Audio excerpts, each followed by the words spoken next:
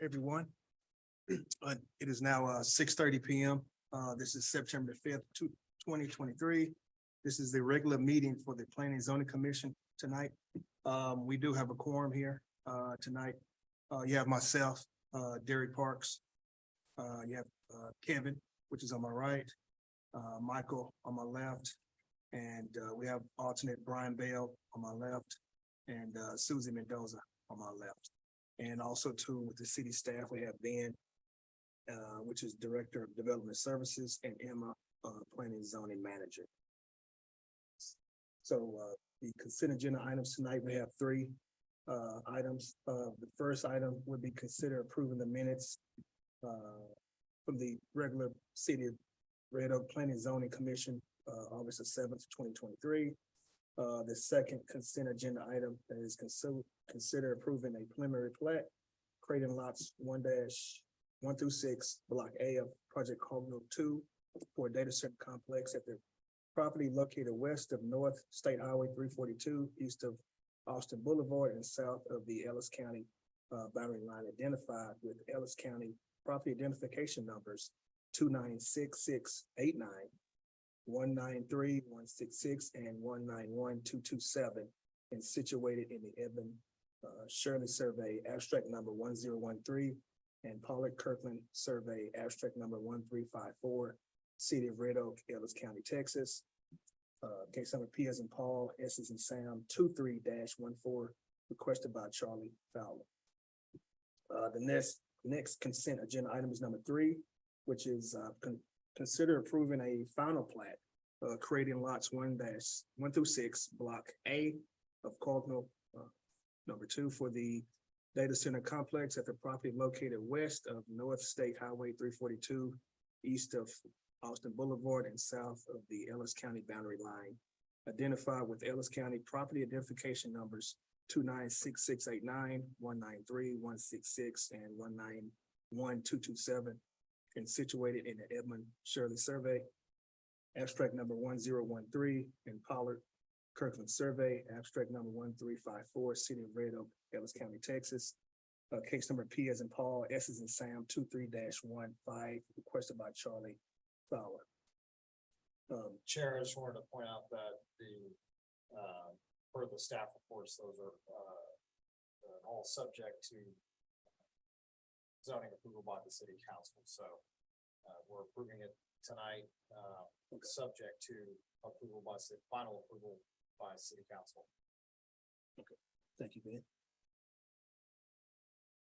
Commissioners have any questions regarding the consent agenda items? And can I have a motion, please? I move to approve the consent agenda. I'll second. All in favor? Aye. Ayes have it. Consent agenda items have been approved. Moving along, new business, which is number 4, which is conduct a public hearing and consider amending Article 6, 153, additional rear yard requirements, Article 6154, additional yard side requirements, and Article 723, accessory buildings of the City of Red Oak, zoning ordinance in the City of Red Oak, Texas.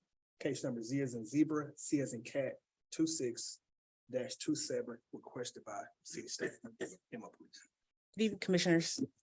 Staff has requested some proposed amendments to our zoning ordinance for accessory building structures in residential properties.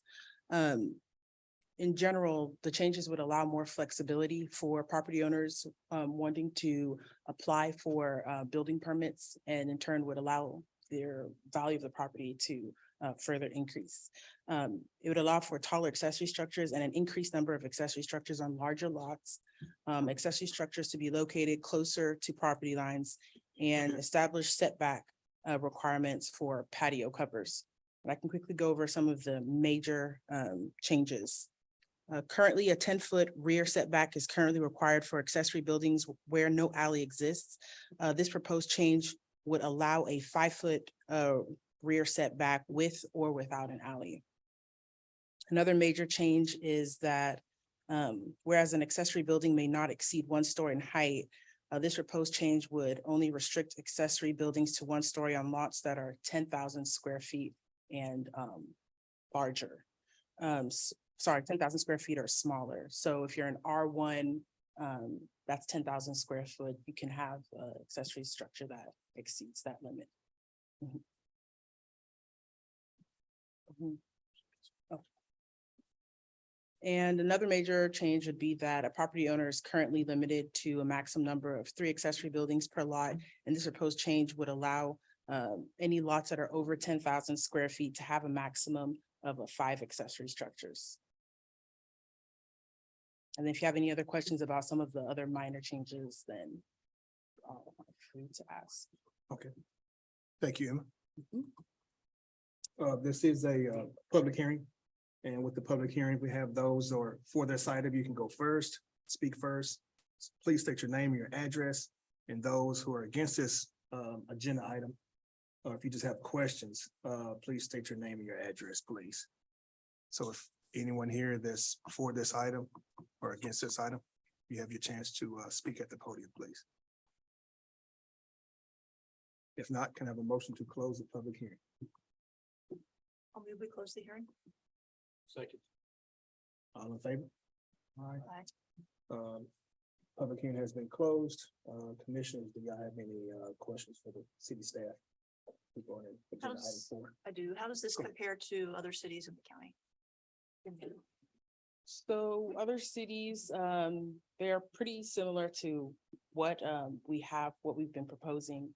But in general, we've found that a lot of property owners have been denied because of just minor setback requirements, or for example, we don't have any requirements on patio structures, any setback requirements on there. So it puts that in there as well. So it really opens the door to allow citizens to increase the number of accessory structures they can have and have more flexibility in terms of the distance to fences.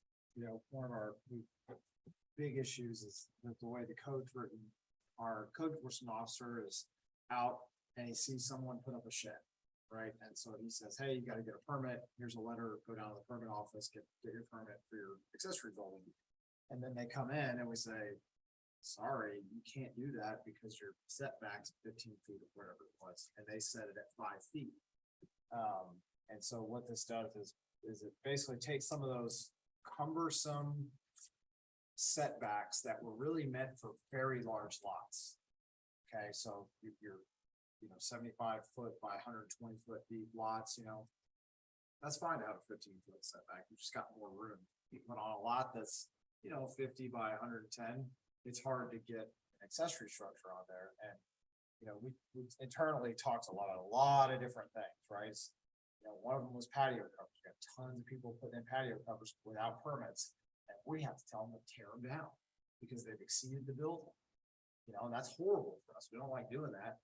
And what does that solve? And really it solves nothing, because that person did an improvement to their home that increases the value of the home for all of Red Oak citizens, right? And then we're telling them you gotta take it out. So we're trying to make something that is more reasonable to how people actually want to use their yards. As far as accessory structures go, I'd rather have more accessory buildings in their backyard so they can store their stuff instead of storing it all in the garage. And now I'm stuck with cars parked in every driveway and on the street. So that was one of our internal discussions of why it would be okay to have 2 accessory buildings instead of just 1. And some of these, the less stringent ones like the height and things like that, they apply to the big lots. So we didn't want to exclude someone who lives out in RAE to have a 2-story barn with a hayloft at the top, so we didn't want to make the whole thing, everything 1 story. So we made it the 1 story just for the smaller lots within the city. And then if you've got a big lot, in the out, more in the country part of town, you can have a big accessory. So that was just a couple of our internal discussions about why we should get this changed. But in general, it's to kind of alleviate everyone from having to rip out patio covers and take out sheds that they've already installed, and we're being the bad guys because we're like, why, you should have came and talked to us first. Right. And people just don't want to hear that, right? Exactly. Anyone else? There was a comment or one of the items in here talked about trying to get into a commercial garage, cars sitting around for 7 days. Forget the exact phrasing.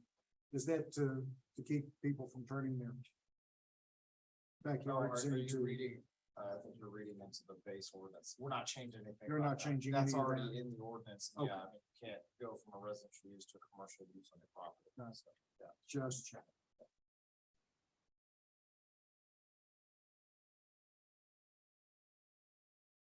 Anyone else? If not, can I have a motion for agenda item 4, please? I move we approve agenda item 4 as presented. Second. All in favor? Aye. Ayes have it. Agenda item 4 has been approved. Moving along, number 5, which is, states conduct a public hearing and consider a zoning change from, commercial district C1 to plan development 157 to allow for reduced landscape and parking requirements and allow the site to operate as shown on the plans on the property described as Lot 2, Block 1 of Highway 342, Business Park, Section 2, and addressed as 209 State Highway 342, City of Red Oak, Ellis County, Texas. Case number Z as in zebra, C as in cat, 23-20, requested by Jesus Flores. Staff, please. The applicant is requesting an office warehouse used for window cells on the subject site. And I'll go ahead and pull it up. This is an old feed store and they're wanting to use it for furniture, windows, storage and cells. The site is, the use is permitted by right, but the site does not meet the landscaping, lot coverage maximum, parking, or building line / utility easement spacing per the recorded plat. So the purpose of this PD would allow for the site to kind of operate as is. It does require 13 parking spaces and they have 7 available spaces just because there is the warehouse loading area, which has the parking spaces there. So the site is limited to 7 parking spaces. And they also are not meeting the minimum landscaping requirements, so they'll be planting shrubbery and trees along the frontage to help the site come as close as possible to meeting the city's minimum landscaping requirements. As for parking, they do have 4 on-site employees and they have 1 to 2 drivers that come and go throughout the day. And then throughout the day, they'll get about 1 or 2 applicants, but most of their sales are done via phone call or online, where it's just mainly storage of the material and then their employees deliver it to the site. You got the street view on that, so I can see. Yes. Quite more familiar with the side of the building. In the aerial.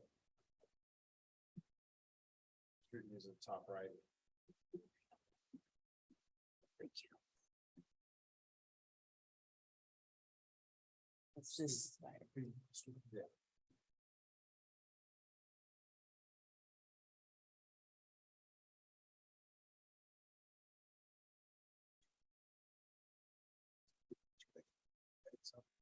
Nope, it's just like you kind of said, it's the old feed store and, but we've talked to many people on this, wanting to do all kinds of crazy things. This is the first applicant that's came in with a reasonable business to put in this space, given its location, given its limited parking.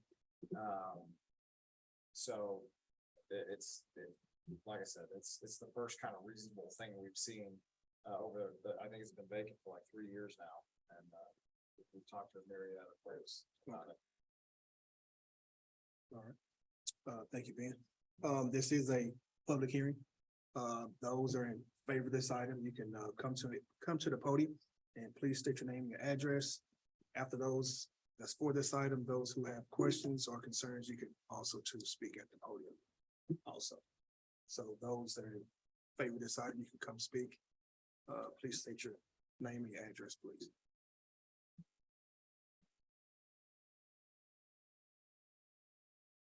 I don't even know if the applicant was gonna be good either. Said it should. All right. And those who are against this item or had questions about this item, you can speak.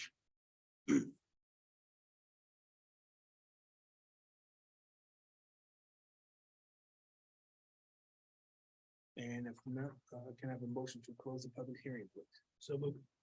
Second. All in favor? All right, the public hearing has been closed. Commissioners, do you have any questions or concerns with staff or thoughts? It's been vacant. Said at least 3 years. See something.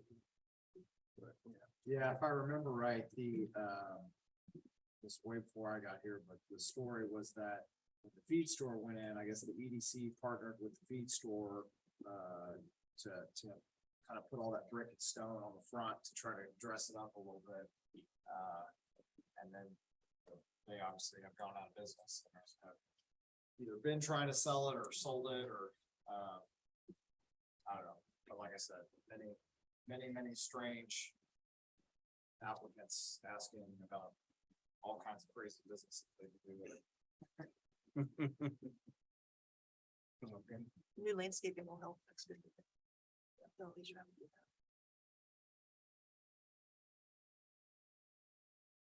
that. Any other questions, commissioners, thoughts? Okay, and can I have a motion, please, for agenda item 5? Move to approve agenda item 5. Second. All in favor? Aye. Ayes have it. Agenda item 5 has been approved. Moving along to agenda item number 6, which is conduct a public hearing and consider an amendment of the City of Red Oak, Texas I-35 corridor vision plan of the comprehensive plan from Zone 8 to Special Zone 1 to include office, warehouse, and data center facilities as a recommended use on the properties identified with Ellis County property identification numbers 180-867 and 180-087, located approximately 520 feet south of Brothers Boulevard and east of Interstate 35 Service Road, situated in the M. Bullion Survey Abstract number 161 and the South Billingsley Survey Abstract number 77, City of Red Oak, Ellis County, Texas, case number Z as in zebra, C as in cat, 23-21, requested by Dustin Eddy. Staff, please. Just FYI, these numbers 6 and 7 kind of go together. So as Emma's given the presentation on 6, just keep that all in mind for item 7 as well. So maybe we can cut out some of the redundancies. Okay. I'll just go ahead and talk about Yeah, the, Yeah, go ahead. So the applicant is proposing to develop a campus style data center complex on the site. The site is divided into 2 tracks. The one that on the north is about 5 acres and the one on the south is mainly dense vegetation on the south. The development will be focused on the north side on that 5-acre tract. And they're planning to combine the tracks to be one lot in the future if this zoning change request gets approved. So they're proposing to have an office building, 2 data center buildings and a warehouse building.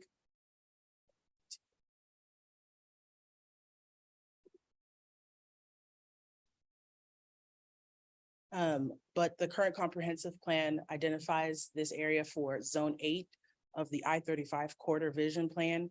And that zone specifies that this area is meant to be reserved and served as amenities to adjacent uses like a restaurant or retail, where they can kind of look over and see all the natural landscaping. But this development will maintain and preserve most of the vegetation on the south. And it does have a low impact use with freight coming in about once a week and employees coming in.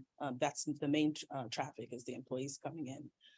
So the comprehensive plan request would be to amend it so that it only permits office uses, data center uses and warehouse uses and any accessory structures as permitted by the zoning ordinance. And we would amend it as shown on the chart. And if this does get approved, then they have also submitted the zoning change request, which goes into much detail about the location of the building, access, which will come from one point on the south. This existing driveway approach will be closed off. And there will be a 6-foot masonry wall that will screen this development from the residentially zoned property to the east. There's sufficient parking on site, and there's also sufficient landscaping. The dumpster will be located towards the rear of the site and screened with masonry per the city's landscaping requirements.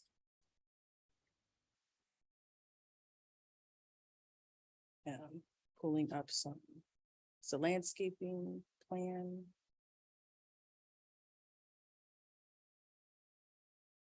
These are the elevations.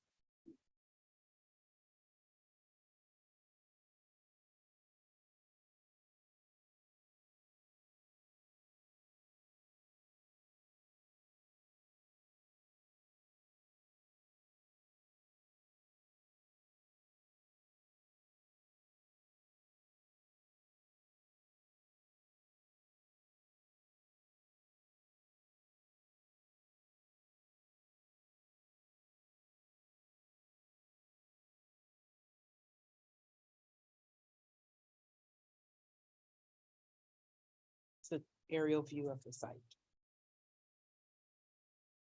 Okay. So essentially, the comp plan right now recommends a little more high intensity use. This is a little more low intensity, which is why staff recommends approval. It's also a high value product, a high value use, provides employment. I'm not sure what the numbers are. And then it integrates, it meets the intent of integrating a development into the surrounding, natural creek and landscape. And also did forget to mention that per our Parks and Trails Master Plan, it does show a trail going through this southern part of the site, and they're also reflecting that. I'm sorry, it's froze. They're reflecting that on their site plan to dedicate a 25-foot easement for a future trail on the south. Okay. So basically, everything south of the driveway is gonna remain as is, or maybe get a tennis court or a pickleball court, something like Yes. that, for Yes. employee recreation. Yes, they're not gonna have a non-habitable structure. And that's all down in the floodplain, so they won't be building anything in the future. Yes.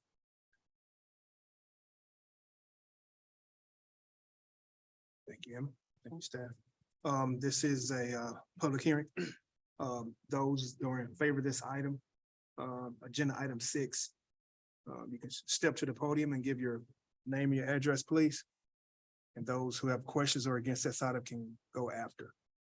And just remember, we're talking about the comp plan amendment right now and not the actual zoning case. Number 6. Go ahead, sir. Name and your address. Yes, good evening. My name is Greg Guerin, and I'm an architect with E-Star Design at 2000 Rushing Creek Drive in Heartland, Texas. And we've been working with the clients for several years on this development. They want to relocate their business that's currently just a few miles away. And I'm here to answer any questions. And we have the owner's representative here too to talk about business. Thank you, sir. Thank you. Hello, my name is Jerry Smith. I stay at 112 Shady Trail Lane. My property is what bumps up into what the development is gonna be. I do have some concerns about the actual plans that I've seen. One, they said there's gonna be a 6-foot mortar wall, which will bump up against my property. I want to know what type of wall that is. And also the wall only goes halfway down my property line. So now I'm gonna be looking at half a wall and maybe half vegetation. So it's gonna be aesthetically unappealing to me. When I bought the property, I like the view. Also, the property comes down in a slant for drainage. If they're talking about just a 6-foot wall, it's gonna go down. How much of the building will I see from that drop down? Not only myself, but my two neighbors as well. So we're all concerned about that, and we want to know how the drainage is gonna be incorporated now. To drain down our property line, going to the flood drain, to the creek that's down there. Also, they talked about the location of the actual dumpster. That dumpster will be right in my line of sight. How would that be with the noise, with the dumpster being dumped? Also, it's a data center, so I'm assuming that there's gonna be a lot of noise from air conditioning units, keep the actual servers cool. So that's a concern of ours. And also, since they're gonna take down all the vegetation, the noise from 35 is also gonna increase. Because we don't have that buffer in between with the trees and stuff like that. But it is a big concern of myself and the neighbors in the development. And we want to know how that's gonna be addressed. Thank you, sir. I can answer some of that if y'all want to hear the answers to it. Yeah, go ahead, man. Okay, so the drainage stuff, we're just doing zoning right now. We don't do detailed site civil until we actually get to permitting stages. So once that, what, if the zoning passes and they submit permits to actually build this, then that all gets packaged up together with their site plans. And we make sure that they're not just dumping water on people or anything like that. So typically, in a typical site plan that would be done, we would see that the drainage would follow within the let's see, it would go along come along the driveway like this, and then outfall somewhere here, right? Because all this land kind of goes like this.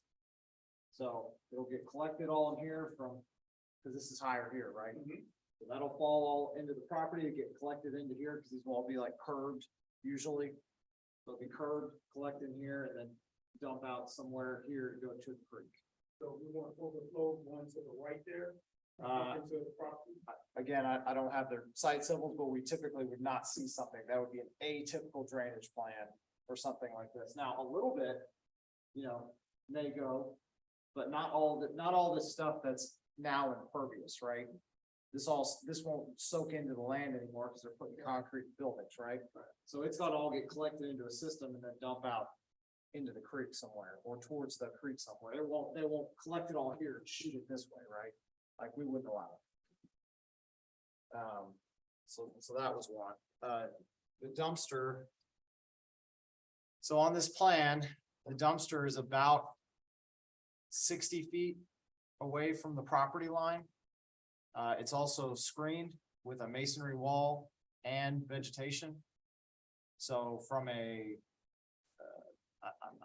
not saying you couldn't see it somehow, but it exceeds the standards that we would typically see on a commercial site for trying to hide a dumpster, right? From a noise perspective, yeah, it's gonna bang when they lift it in the truck, but they don't do that 2 a.m., right? So I think it's a concern, but it's maybe a concern that, when people think about noise, you're thinking of nighttime or super early in the morning. It's concerns was because not only is it gonna make noise, but even the birds and the livestock or whatever is round still in their vegetation, it's still gonna scatter. Where's it gonna go? It's gonna scatter into our property. Yeah. Well, I'd say it's not a restaurant. They have a very small kitchen from what I've seen, so I don't think there's gonna be a lot of smelly type garbage. It's gonna be mostly, I assume, office waste. Did you want to address some of that? Yes. For one, we just wanted to make it clear, we want to be a part of the Red Oak community because we want to be a beneficial piece and an element. And so for us, like we've since we've owned the property, there's been a tree that's fallen from our property onto one of was that yours? And yeah, and as soon as we found out about it, we were out there later that day checking it out. And by that weekend, if you can attest, we had that cleared up, cut up and off your property. So we're not looking to be a nuisance to anyone. We want to save, like he said, as much green space as possible. We're a very low traffic business. And so when it comes to refuse, like we pretty much all cardboard. The only food refuse we would have would be from like employees' lunches, things like that. But that being said, we have no problem relocating that dumpster to whether it be the northwest corner of the property, pending city's approval. Like we drew it in there simply because it was near our warehouse and that's where the majority of the cardboard would be. But have no problem adjusting that location. Again, we don't feel like we'd ever have a smell issue from that. I do understand the noise, so if we can scoot that, further away, then we're happy to do that. In regards to, you referenced the data center.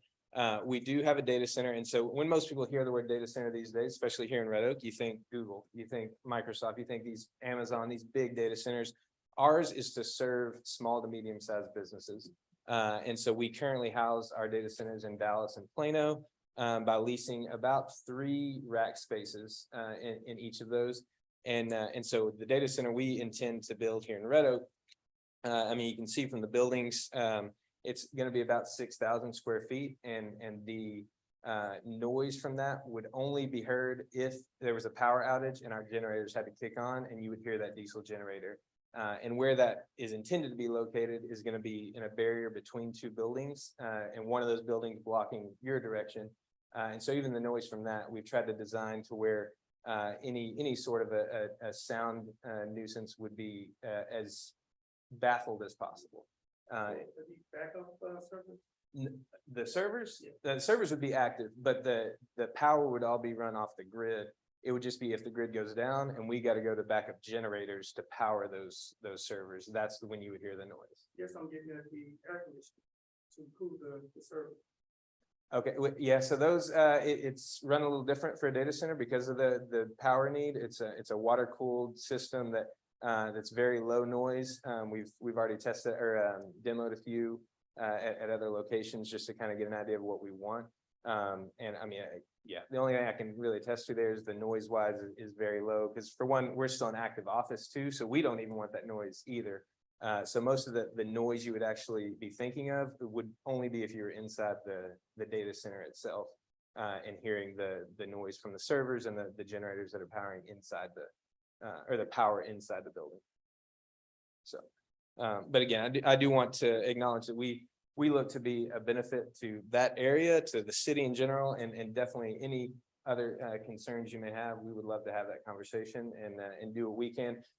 Which one thing I forgot that you mentioned the masonry fence. Right. The way it was written in was per what we've seen as the city standard or city ordinance. But we would love to work with you guys and the city on what the best outcome is there. Because ideally for us, it would be something like a tall black chain link fence that we cover in ivy or some sort of a greenery that is more appealing from y'all's angle. Because we do not look to eliminate as much vegetation as possible. We want to keep that there. Then as long as we can make it look more like a green space, then that works out best for us and ideally for y'all as well. The back of the building is what you would be seeing.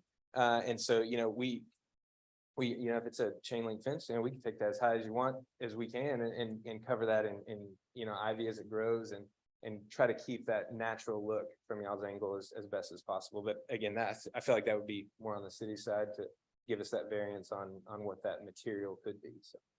Yes, the only other question I would have is the lighting back to the building.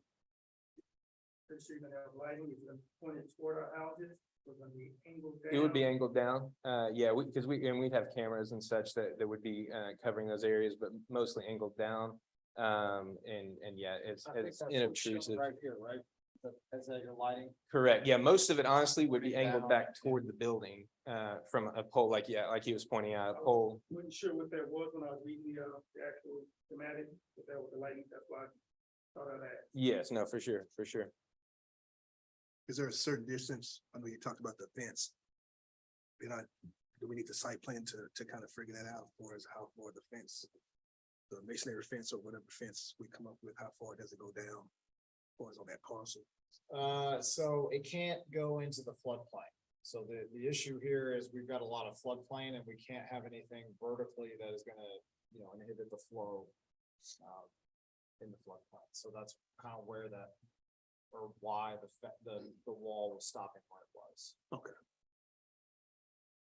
Makes sense. Now, if we can do some things that allow the passage of flow, but you're talking about like a 2-rail pipe rail or something like that, it's still gonna get kind of mucked up with sticks and stuff when it rains real good, but it will allow the majority of the water to pass, whereas like a wood stockade fence will not, and a masonry wall will not. Thank you. Anyone else? One more question, you mentioned the business. So the fence is gonna have to stop where it's at. Correct. Wherever I don't know where the floodplain line exactly was, but I just remember that's why the fence didn't go, obviously, because this property goes all the way to the center line of the creek, and obviously we can't put a wall in the middle of the creek, right? But I'm sure, as you guys know, that creek comes up high, right? I mean, I'm sure y'all seen. Yeah. Yeah.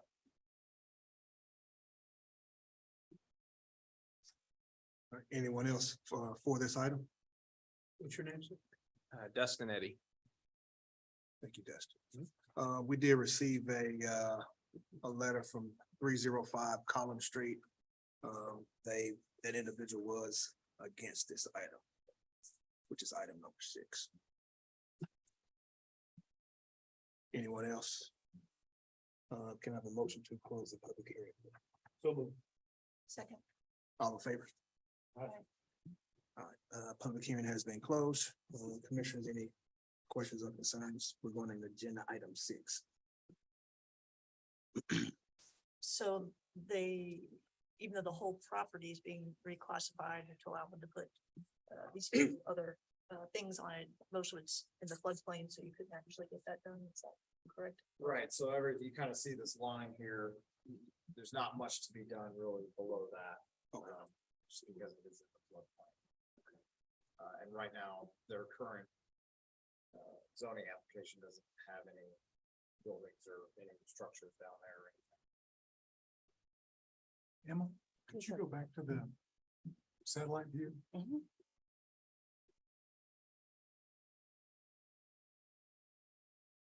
And could you scroll the image up so we could see the back of your property? Right there in the shade trail. Okay. This here.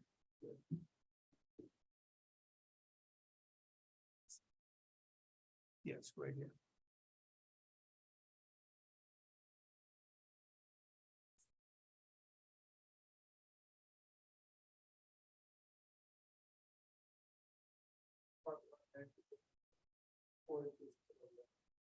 Okay. Where's the north property line on this parcel that we're talking about?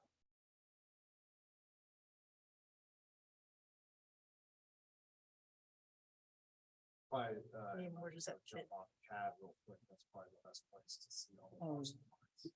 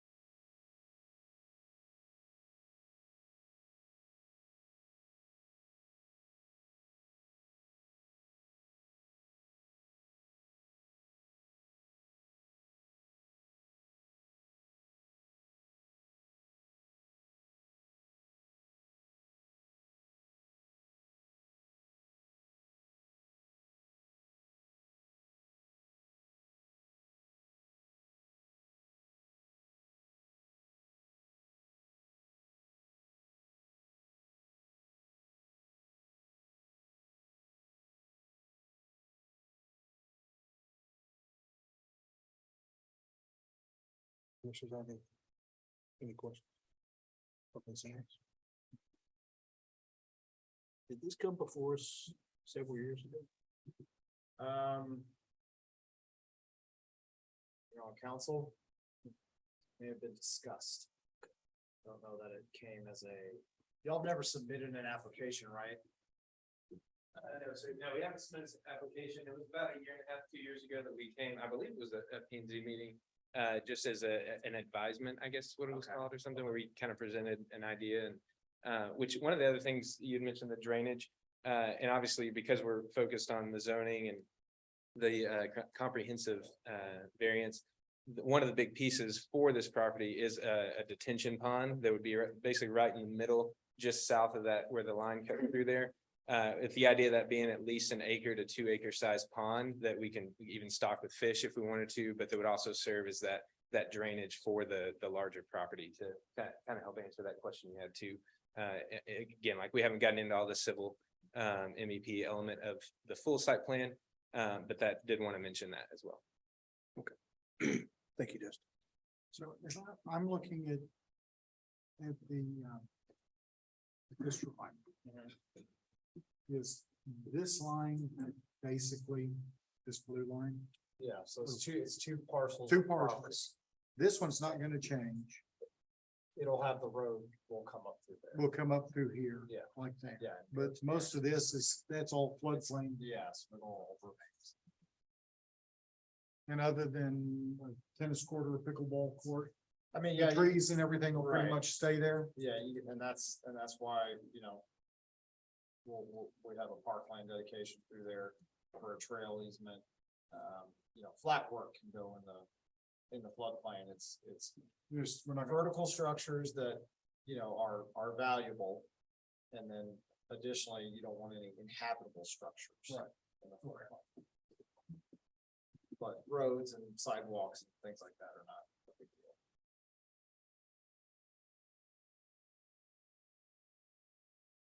Any other concerns, commissioners? If not, can I have a motion for agenda item 6, please?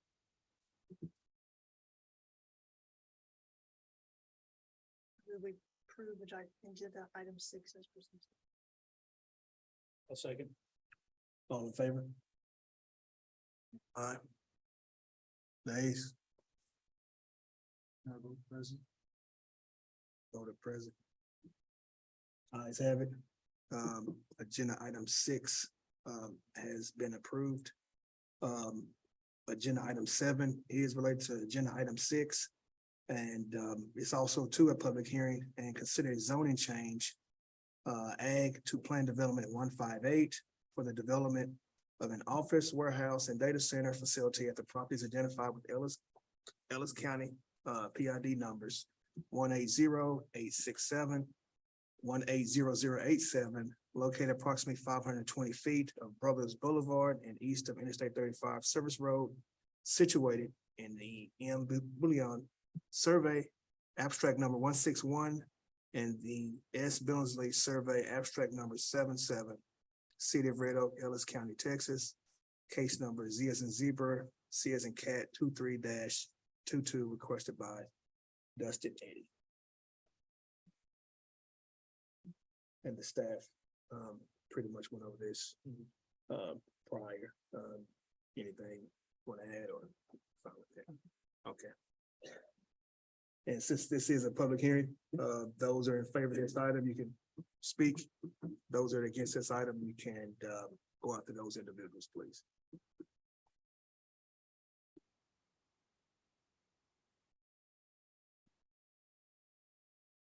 Yes, just wanted to add that the business, And your name again, sir? my name is Greg Guerin. I'm an architect, Address.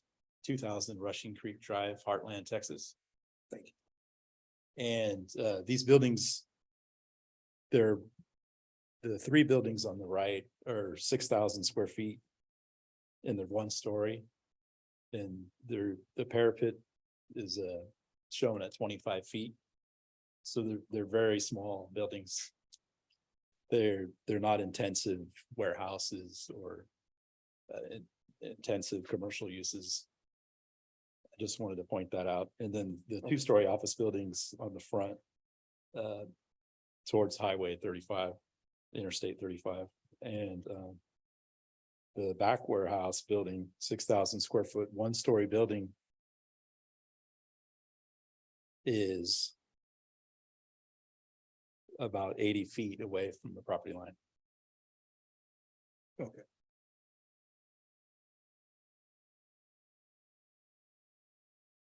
Appreciate it.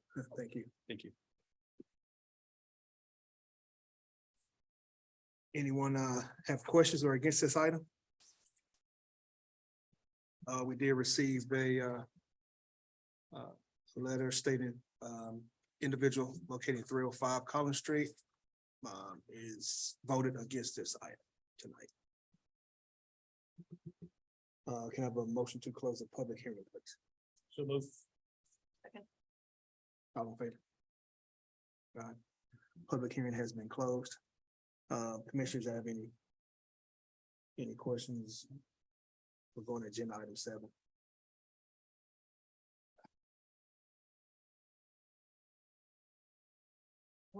What can we do to ensure that the folks living on that street that abuts there are gonna be protected? Protected from noise, lights. I know that we're early in the process, but So I think I thought he addressed the noise, with their water cooled system versus the AC. Now the generators, they're not shown here on the plan, so I don't know where they're located. I don't know what decibel they operate at, so on and so forth. Well, I mean, there's different kinds. Are you guys doing diesel or natural gas? Okay. From a lighting perspective, they're showing the lights on here. We have a basic ordinance that says you can't install lights that shine on other people's property.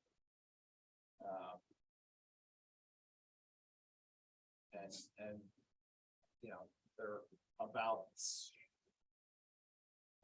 what is that? 24, they're about 50 feet from the property line.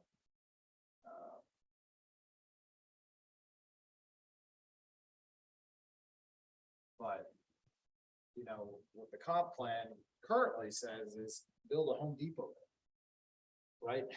That would be drastically, worse than what they're proposing. So Well, reserve open spaces, do what? reserve open spaces, just green area. It's just open spaces. With an element of retail restaurant or Mm-mm. whatever. No. But they are reserving most of the green vegetated area that's south of the property. That's south of this development. so let's say, for instance, Home Depot moved in there. Would all the green space south of that, would they turn that into a parking lot? Well, they'd be, you know, still have the same floodplain limit Right. constraints, right? So it'd be just like any big box store, they have all the parking out in the front, and have the building set way in the back, right? With the loading docks and the so on and so forth. I was being a little facetious, the Home Depot's not gonna come there. Sure, That's sure. in general what the comp plan says that should be on 35 is big box stuff, right? Okay.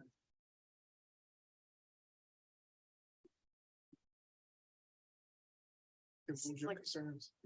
You're saying. And I get, the other element was the noise from not the AC, but also from 35. I think that because they are keeping a lot of that vegetation in the front, and I mean, buildings also block noise, just like vegetation does too, so, I think, I guess in my mind, it's a concern, but maybe a concern just of an unknown. Because when is the start date on this project? Just general. I mean, ideally, we can break ground, you know, during the first quarter of next year, pending getting through all of the, you know, legal stuff.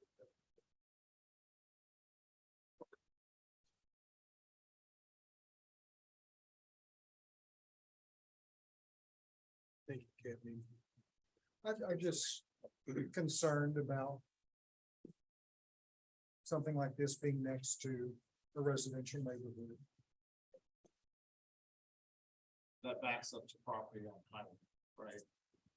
It's, It seems like a fairly low impact use for a highway property. Compared to retail or something. Yeah, compared to big restaurants, box store. They seem to be very concerned about keeping the environment good for their neighbors, good for the city.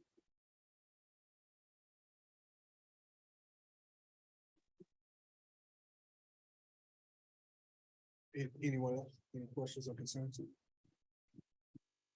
Hey, can I have a motion, please, for agenda item 7?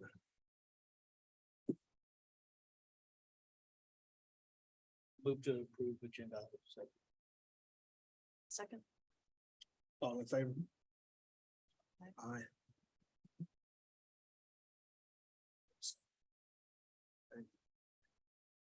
31, ayes have it. Agenda item 7 has been approved. Moving along to agenda item 8, which is conduct a public hearing and consider a zoning change request from Agriculture AG to Plan Development 161 for the development of a data center complex and associated uses on the property west of North State Highway 342, east of Austin Boulevard and south of Ellis County boundary line identified with Ellis County property ID numbers 296-689, 193-166, and 191-227, and situated in the Edmund Shirley Survey, abstract number 1013, and Paulette Kirkland Survey, abstract number 1354, City of Red Oak, Ellis County, Texas. Case number Z as in zebra, C as in cat, 23-26, requested by Charlie Fowler. Staff, please. all right, this is an expansion of the current Compass Data Center campus. So if you guys have been out there, here's Ovilla Road, Houston School Road. They've got the first building that was completed 2 years ago, second, third, fourth, fifth, starting foundation, and sixth getting permits, or they just got their permit. The Schneider Electric Building is here that we zoned a couple of months ago. They've already started construction, so their campus expansion is going to be this property here. So they're going to do an additional 5 buildings here. Same size as this, so they'd be these same footprints as these. In addition, they are going to be extending Austin Boulevard as well as Tater Brown Drive.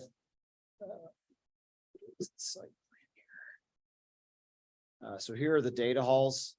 Here's Austin coming up here and connecting with Tater here. That's all per our transportation plan. Our transportation plan was originally done thinking that these would be high employment centers. And so our roads were pretty big in there, and they connected over to 342, but now with these very low employment centers, we altered the transportation plan slightly so that it doesn't necessarily have to go over there and do a connection across a railroad, which we couldn't get anyway, without closing down 2 other crossings. But they are extending Austin Road, so you've got access both from Ovilla and from Houston School Road. Like I said, this will be identical to the first campus. The buildings will, oh, sorry, these files are big. The buildings will be similar color, similar style, tilt wall.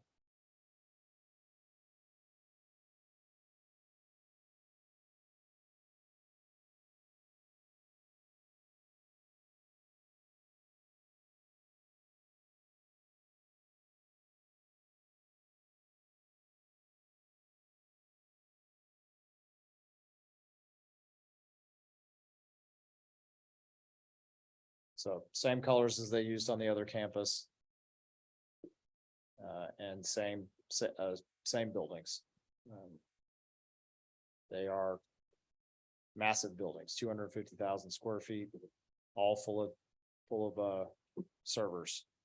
And they Compass leases out space to a variety of different users.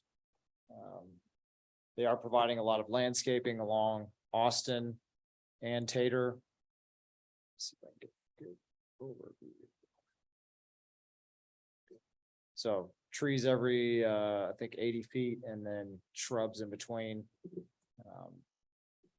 All the way down Austin and Tater. So. Not that you can hide a 250,000 square foot building. But I can, the whole site, I think, the Moffats had came in last time we were talking about, the Schneider building, if y'all remember that, and we talked to them. And, so what's happening now is what I had mentioned in that meeting was the extension of Tater Brown.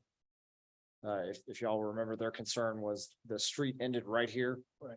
And all that water dumped out. Well, now the storm drain is gonna continue down, the street will continue. The storm drain dumps into a big pond over here and then is released into the creek. So this is the finalization of what we were talking about with them at that last meeting, so. Any other questions y'all have for me, just let me know. Thank you, Ben. This is a public hearing. Those that are in favor of this item, you can come to the podium. Please give your name and your address. And those who have questions or concerns who are maybe against this item, you all can go second. Please.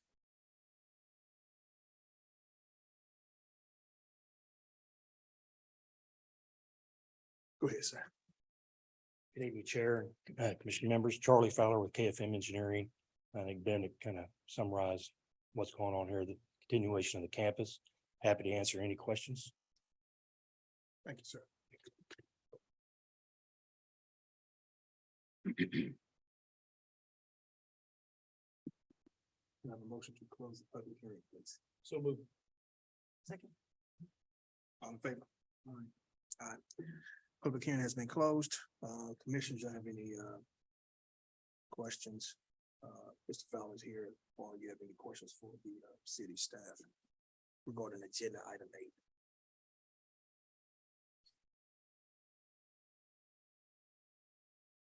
8? If not, can I have a motion, please?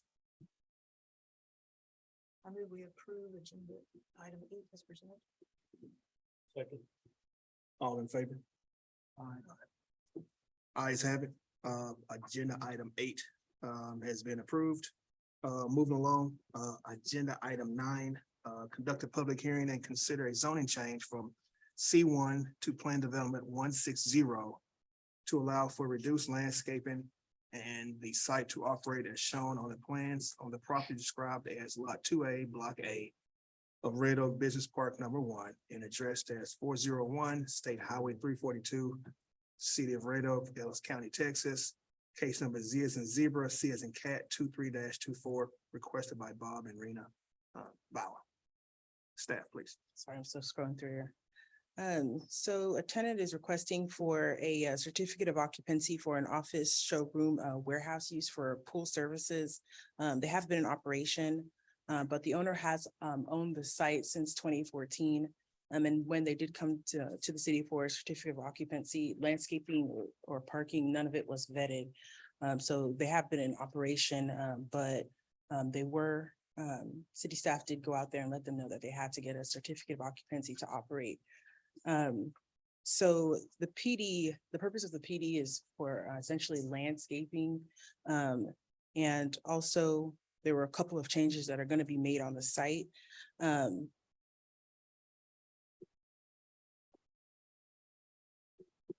They will be installing landscaping along the frontage here. Even though it won't meet the minimum, they're going to try to come as close as possible by installing trees and shrubbery on site. The rear of the property currently has a gravel. They're going to be converting that to concrete. There was a carport that was installed without a permit. They'll be removing that and converting it to car parking spaces. There's sufficient parking on site when you count the parking off of 342 and Eagle Drive for staff and any applicants or any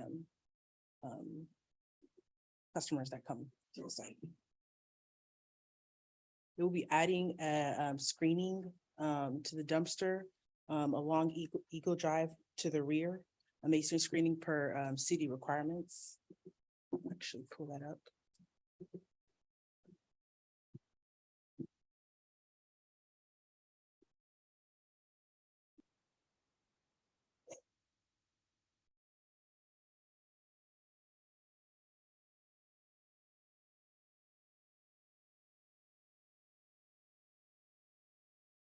And the plans also show proposed brick on the facade of the building.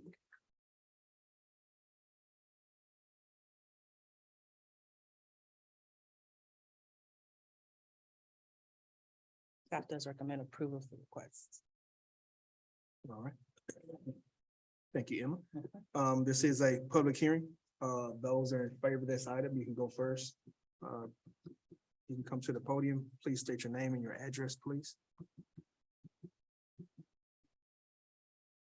Yes, my name is Bob Bauer. I am the property owner of that property. She said there was no CO ever issued on that property. We had a CO when we owned the company as a pool company. So I can show you documentations that it was given to me. We sold the business. We still lease it to a pool company. Right. And you guys refused to give that pool company a CO unless we did these improvements.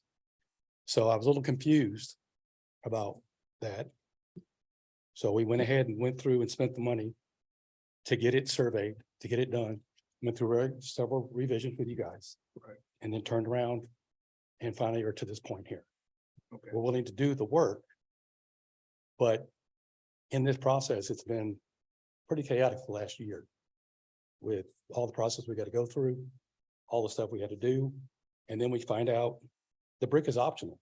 To me, when I was told a year ago, it wasn't optional. But last week I was told it's optional. Now I'm a little confused. That's $170,000 that I don't have to spend if I don't have to. So I'm just a little confused on what that is. She also on the plan, it says, there's out storage, or we have storage in the back. Right. We labeled it outside storage. I don't know what you call the property that's got extra property for storage. She said I couldn't have but 1,600 square feet in storage. I'm going, well, it's whatever they do when they get recyclables or whatever. They got to put it somewhere to get it hauled off. She said, well, you can't have more than 1,600 square feet used. Well, it's bigger than that. I said, do we need to put a designated area? I just don't understand if it's a property, how you define it as what its use or what you guys say it's a use. And that's what I'm just trying to figure out today, along with getting the okay for the landscape. Yes, sir. Staff, any? So anytime someone changes names of properties, we have to get a CO, right? New CO. And when we do a CO, our ordinance says that we have to make sure there's appropriate amounts of parking and landscaping, which your site doesn't have. So the only way to get around that is to change the zone. So typically, when we do zoning cases like this, we ask for something in exchange for less parking and less landscaping. And usually on these old metal buildings that front our main roads, it's to put brick on them. So if you go up and down 342, you'll see all up and down 342 brick, old metal buildings that have been bricked up in the front. Okay. I understand, yeah. So, But the way it was presented to me was it wasn't an option. It was something that had to be done until last week. I went through all this effort to get it done, put it in there to find out that's optional. And I'm going, if your city ordinance says it's one thing, then we need to go ahead and do that. I understand that if I ever want to sell this property, it's probably gonna have to be done. So that's why I'm willing to do it. It's just, to me, it's very frustrating. I've lived here a long, long time and you guys do this, but all of a sudden, when I bought this in 14, if that was, this ordinance has been in since 2007, because we went and checked. No one told me in 2014 when I bought the property that I had to do this. Or I would have the previous homeowner or landowner do it. But then now after I own the property, I got a CO for me. I sell the business. It's still the same business, but all of a sudden now you're not giving me permission to give them a CO. And that's where I'm at. That's what the confusion is. So if a business changes names, we have to get a new CO. I understand that, but I'm just saying, We gotta do it. but what happened that I got a CO back in 14 with the same ordinance being there? That's what I don't understand. And no one ever told us when we were buying the property that that had to be set there. You know, all those standards were already there in place in 2007. Which I'm not knocking the fact that there are ordinances out there and that's what it was. But I got a CO. And I understand a new business is still doing the same thing I'm doing. But now you're telling me, well, no, we got to do all this stuff, which I'm willing to do. We spent the money to do it. But I just want you guys to hear my frustrations. Okay, so our recommendations and what we tell people in a case like this is that if you take it to city council, this is what they've said in the past. We want, like, that's why all those buildings are brick is because the city council said, well, if you don't have enough parking, at least make the building nice. Mhm. And so that's how they ended up with all those bricks. So their direction to staff was tell people to put brick on it. So when it comes to us, we can just approve it and be done Okay. versus getting in big arguments and fights at council about why, you know, it should be brick or why I bought the land like this, it doesn't have enough parking, what's the difference? So Okay. that's the directive that we were given from the city council. I just wanted to hear, this is a zoning part. This is not city council. That's why I wanted to hear from you guys to find out where the misunderstanding you've explained. It's fine. Okay. I'm good. Thanks. Thank you, sir. Thank you.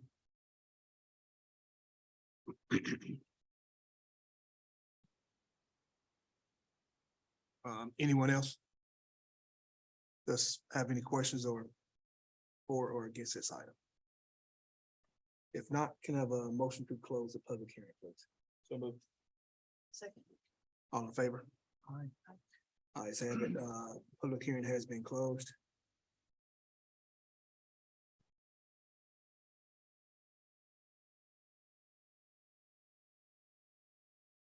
It's like this, like it- like a give and take, right? That's Well, kind of what the when brick our, is. so our ordinance says for whatever use, you have to have X number of parking spaces, right? And so the parking spaces are dictated by the use. And then secondarily by the square footage, our parking tables say, you know, if you're a restaurant use, which I know they're not. They have enough parking. It's a landscape. Oh, sorry, then it's just the landscaping on this. So uh, this one just a landscape. Then, yeah, it's a give and take is, well, we don't have, if we were permitting this new, there would be all this landscaping that's required. So what can be done to take the place of landscaping, which is an aesthetic component, right? We're trying to make the frontage look nice. You know, that's why when we talk about putting brick on the building, we didn't say brick the whole building, we said brick the front so that it, you know, we can, as we're driving down the road, it looks nicer. Okay. So if you go off percentages, I mean, you can see the percentages right there, it's probably, I don't know, 20% brick. After they do it all, right? Just because the building's so long and big. Right. But the main is the stuff you can kind of see from the road, driving down the road. And that's that 20%, as you said. Yeah, I don't know what, Okay, I don't know just- what it just comes guessing, yeah. up to, but just based on the lengths of the building, it may be a little more, I don't know. Okay. But again, just trying to take what aesthetically a landscaping will provide and provide it via the building, since there's not enough room for landscaping without taking out parking. And then you start talking about, well, why don't you take out parking and put in more landscape? Well, it's like, okay, well, now I don't have enough parking, you know? So. And also he mentioned about the outdoor storage. Yes. The city's ordinance requires that outdoor storage is limited to 5% of the property area. So that's I'm sorry. is limited to 5% of the lot area. So that 1,600 square foot was a calculation that we did over a phone call. And they said that was 5% of the property. I guess I'm just thinking, you know, individual here. I guess if he would have stayed in the building, if he wouldn't have leased it out to another company, it's pretty much been fine as it's building, as is, right? Yes, yes, correct. Yeah, the But problem is since- anytime somebody comes in and says, hey, I've got a new business, I'm a new owner, I'm a new whatever. Right. We have to get a new CO and our ordinance specifically says, when you change CO, you have to meet the minimum requirements for parking and landscape. So that's, most of our PDs are to alleviate shortages in either parking or landscape. Can the Understand. PD also allow the shed to be bigger, outdoor storage to be bigger? It could. It could. If you wanted to make that recommendation, if they had a specific number in mind that, and you guys wanted to make that recommendation to council, that is totally within the bounds.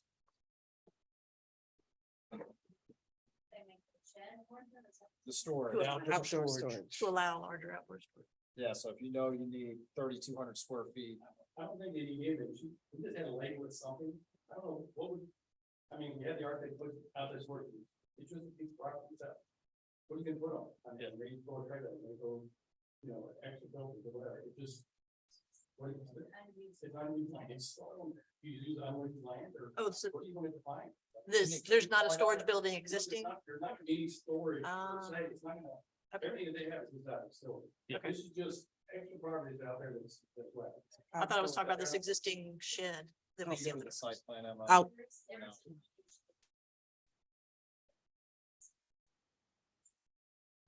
Okay, That's the area that's just. Park on it, face the one. I see that storage. There's not actually any building there except for what was. Okay. But we labeled that and once you tell me that you can't have it. I mean, what do you do? What do you label? I don't figure out what. You have to label on it. Whatever you do. it's not like they can't have it, it's just limited to 5%.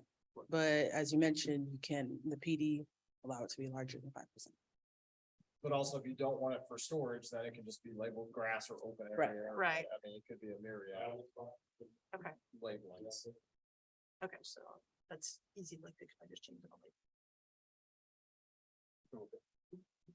Maybe have a question, commissioners?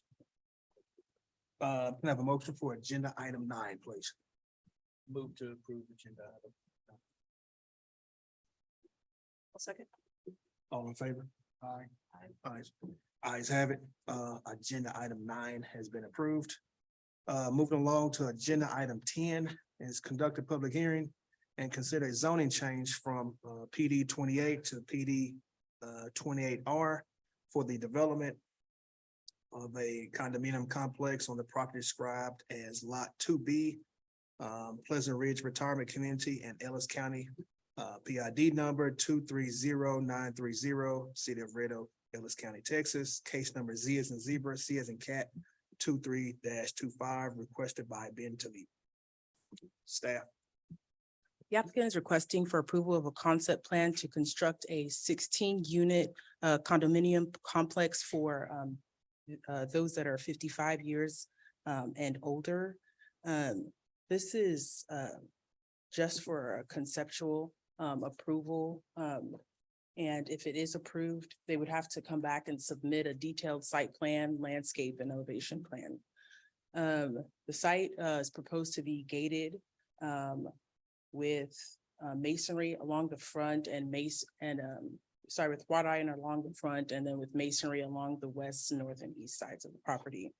They're going to have they're proposing treed walkways along the driveway of the property and that an HOA would maintain all of the common area lots. The minimum size, dwelling size is going to be 2,000 square feet, and they're proposing that they be 2-story condominiums.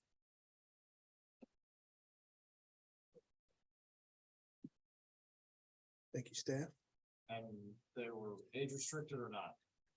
55 plus. Yeah. Oh, they're age So they're age restricted. Yes. 55 plus, which is, so you've got the old apartments that are on the right, and then you've got the age restricted detached homes on the left, and then the center is this open piece. Which the only thing, going back and researching The only thing we've ever found is like an expansion of the apartments, so this is like a segue between full apartments and full detached, you know, and those are like zero lot line detached. Cause they're pretty close together, so you've got an attached townhome type product. In between, like, as kind of a transect pattern from high density to lower density. And I think the original PD standards were on your desk. so. Yeah, and it was hard, we couldn't tell what exactly was meant to go in there from this PD.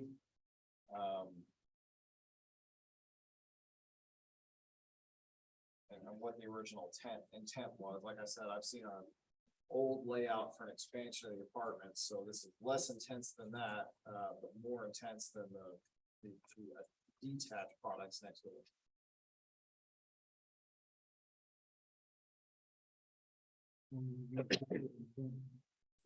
Yes. Okay, sorry.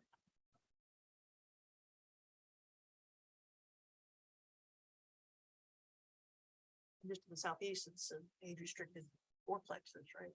Right, Yeah. right, yes. The It's a lot apartments. of- It's a lot of, so our thought was, I guess it was intended to be a retirement style community.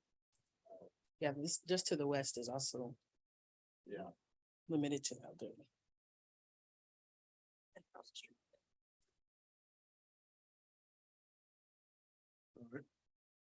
Thank you, staff. This is a public hearing. Those that are in favor of this item, you can go first. Please state your name and your address. And those who have questions or concerns, you can go second, please. Robert Fenswell, on behalf of the development team, we have engineer Victor Valdez and Mr. Ben Taleb, the owner of the property here. I'm just here to communicate. We've been looking at this property since it was purchased and what to do with it that would make sense for everybody around it. You know, we have the single family kind of large lots in the back as well.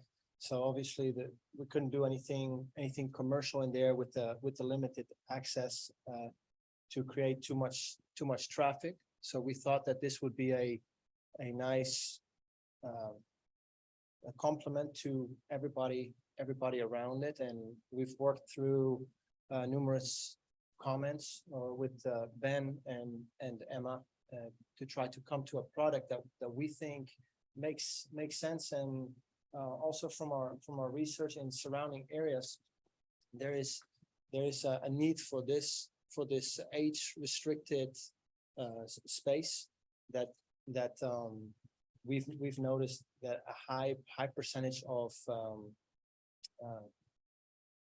homes spaces are occupied. So we thought that would be a good complement to the surrounding area. For any other very specific detailed architectural or engineering question, Mr. Valdez can answer those better than myself. Thank you, sir. Anyone else?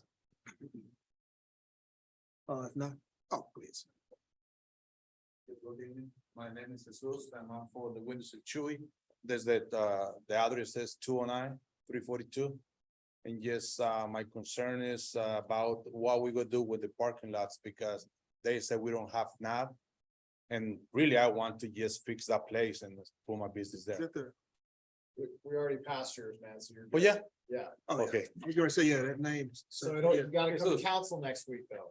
Okay, Council. with the, when, Next my Monday. contract. Yes, next Okay. Monday. Okay, thank you. Jesus. That's it. Okay, thank you. Flores, right? Yes. Oh, okay, yeah, you're a few items back there. Yeah, you was on agenda item 5. Can I? Go ahead. This is for agenda item 10. Yes. Yes, ma'am. Please state your name. My and name is address. Pam Lynch of 109 Royal Crest Court. Yes. I want more procedural tonight is y'all are just approving the zoning change. Is that true? Not necessarily what will end up being there. These plans that we see could or could not be there? So there's two levels of a PD. there's a concept plan. And then there's a development plan. So what they're doing right now is a concept plan that shows the basic layout with some renderings of the buildings that they're proposing. Right. And then to finalize, they'll have to come back through this again with a detailed site plan that shows more details than what they've got now, along with their final elevations for the buildings. But as far as zoning, that zoning is currently zoned for what use? That plot of land? So it's currently zoned, very basically in just age restricted homes. It doesn't say anything, Similar to House. what's to the west of it, probably. it doesn't say that. Okay, It just says age restricted. And I think in here, it's even so old that it says 50 and up, and now the new law is 55 and up. I live in that neighborhood. It is 50. All right, it's 50. It's always been I know, I'm 50. just saying, real estate law doesn't allow you to dictate Oh. down to 50 years old. It has 55. is But the we can minimum. keep the ones we have? Yeah, Okay. So zoning it, and I understand this vote tonight is to change the actual zoning. So they bail, that doesn't work out. Now we have a multifamily. Am I understanding that correctly? That this is changing that parcel of land to multifamily? Because I see that condominiums is a little misleading because it's only in the name. And everywhere else it references apartments. A little different, where does it reference apartments? multifamily residential apartments. Multifamily residential apartments, and the condo was on the postcard, but Sorry. I believe I only see it Where- referenced where are in you- the where are name. you Referencing that, can I see what you're reading? Is that- It was on the postcard. Oh, it's on the postcard. Well, no, this is what was emailed to me, but these permitted uses, Oh, yes. apartments, and it even says up here. So there's different, Going to be an apartment. yeah, so it's a different style, like. You kind of get into semantics when you're talking about zoning versus, like building code. And so what we're talking about here is zoning as in multifamily, as in it's maybe a singular lot, which is what they're proposing with multiple units on it. Versus if you called it a townhome, it's then split by a lot line. Like, so it's Right. all, it looks like an apartment, except for there's a lot line going right through the middle of the building. And then you've got condos, which can be individually owned. Right. And the lot lines are actually within the building, Yes, right? which makes the difference to me. If true condos were going in there and residents were buying them, it's the whole pride of ownership thing. That is the difference for me, ownership versus homes in that neighborhood that are all waiting for me to come back and tell them, what I heard, what answers we got, questions from them. So what was the final answer on So- that? The zoning will allow, It will allow apartments in conjunction with this site plan and elevations that they've done, which look like townhomes. So they have to be called apartments because it's on a singular lot and there's not a lot line going through the middle of the building. But, and they're designed to be rentals. as far as I know, that's what Okay, they that, have said. that would be Yeah. one of my questions. And, so this zoning is tied to their specific plan, Yes, right? If Yeah. somebody else, could they sell and decide that they didn't want to do it anymore? And another apartment developer comes in and says, oh, it's already zoned for that, great. so it wouldn't be already zoned for that, it would be already zoned with this form. So if they change the form, then we would say, well, that doesn't meet the intent of the zoning, so you've got to go back through the zoning process. Form. The form of the buildings. It's very Okay. confusing, I'm sorry. Okay, It so, may not be- so multifamily is not a big, broad, It's, you're putting Allowance? more than one family on a singular lot versus what these look like are townhomes, right? Like, see, there's not a person living up and a person living down, it's, you have a They're living side box by that side. goes up and Right. you go upstairs, right? And so you have this Right. vertical, single family, but it's all attached. But because you have multiple of those on one property, from a zoning standpoint, it's an apartment use per our zoning definitions. Right. Okay. Does that Uh, make sense? and I'd also like to clarify, a lot of the literature, including this email, and it wasn't on the postcard, but I believe it was an email from you, one of the bullet marks, was that the minimum living area will be 2,000 square feet. I see we're talking about 2 units because on the plans, it looks like each individual unit will be just over 1,000 square feet. Is that right? I think they're talking about the first, and like I said, you don't have someone living on the top and the bottom. You just. So unit 1A is 1,030 square feet and unit 2A is 1,060 square feet. So how many people that's are one person. occupying that space? How many addresses is I'll let that? them answer that, because now I'm. It's first floor and second floor. So your 1A, 2A is the same, And first floor and second floor is how many square feet? they range from about 23 to 25. So A is the building that one person will occupy, and 1 is the first floor, and 2 is the second floor of that building. Not quite. I think it's, I'm missing something. I think the next thing over is maybe the second floor. So should be, so that's the garage. So this is the 1 unit, that's their downstairs with the master, and then that's their upstairs. So it's 1,033 plus 1,030. So this one goes on top of this. The table down below. And how many bedrooms are there in this place? They're like 3, Yeah, this one has the master. Bedroom 1, bedroom 2, gamma, patio, so 3 bedrooms. That stacks on top of that. Okay, thank you for explaining that. I was really. Thank you.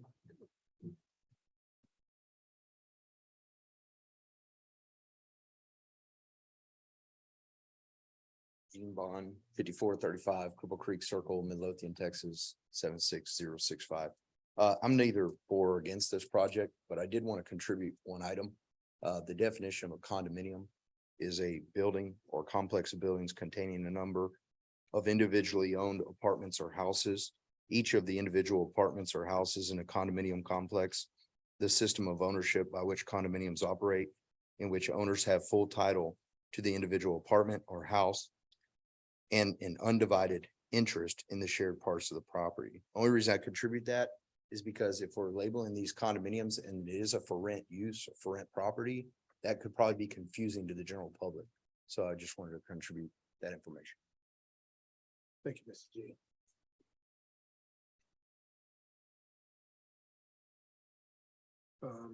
Anyone else?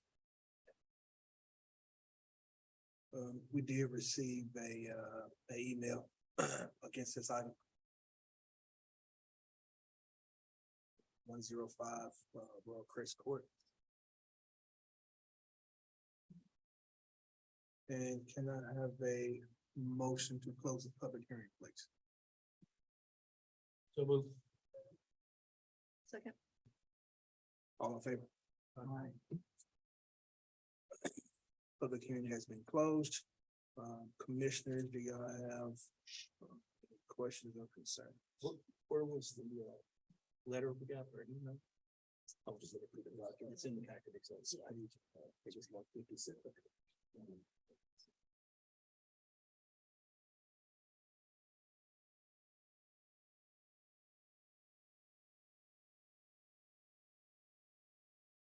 So these will be condominiums that are individually owned, or they'll be owned by one person and rented.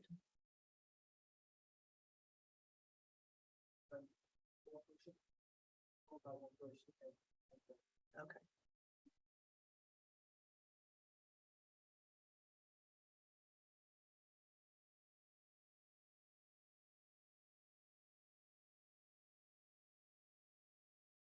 So then if there's only one property owner, then who, the HOA is the property owner?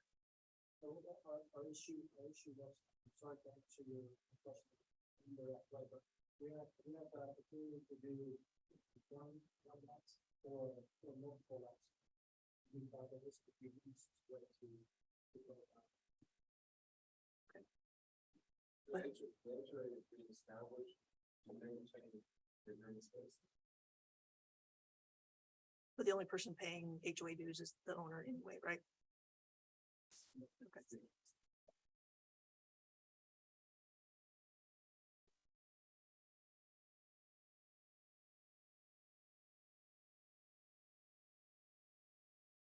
Questions of the commissioners? Got anything? And can I have a motion for agenda item 10, please?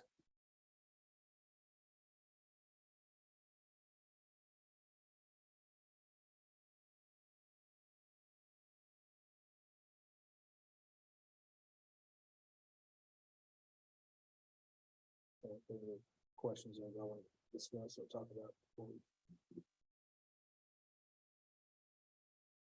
Yeah, I like the idea when it was talked about as condos. I was thinking in my mind individually owned. I thought it made a nice transition from the multifamily world, the neighborhoods in the back. But this, it sounds like it's gonna be a straight up apartments. Dad, do you have anything to add to that? Nope, I mean, that's what, they're not gonna, they're gonna be apartments in the sense that it's a single owner, they're gonna be rented, but they are more in the form of a townhouse. They just don't have the lot line down the middle. And for condos, they are traditionally owned and by each unit. And, you know, that is a recommendation that you as Planning Zone Commission can put it, that it is, they are units that are individually owned and maintained by an HOA where the owners of the units pay dues for the maintenance of the common areas. So that is within your right to make that recommendation. So in reality, we're zoning it as an apartment. Yeah, that's your So choice. they You wanna do call it this? a condo, but it's an apartment. And multifamily, it kind of, it's an umbrella term. Right. It can include duplexes, can include townhomes, it can include apartments and But you condos. can also motion that they be individually lotted.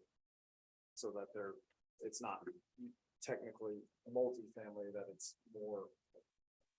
It's single family attached. Now, that doesn't stop one person from owning them all. Right. But at least there's the ability to sell them individually. Instead of selling it as, because then at least there's kind of two options when you're going to market for sale, right? It's, you know, say he owns them for 20 years and rents them out, and then at 21 years, like, all right, I'm ready to get rid of this thing. The market it will be for investors or homeowners, right, that want to own that, whereas if it's an apartment, that the only person's gonna buy that's an investor, right? Not that that's good or bad, it's just another component. And this don't have to be a 55 and over community, they could.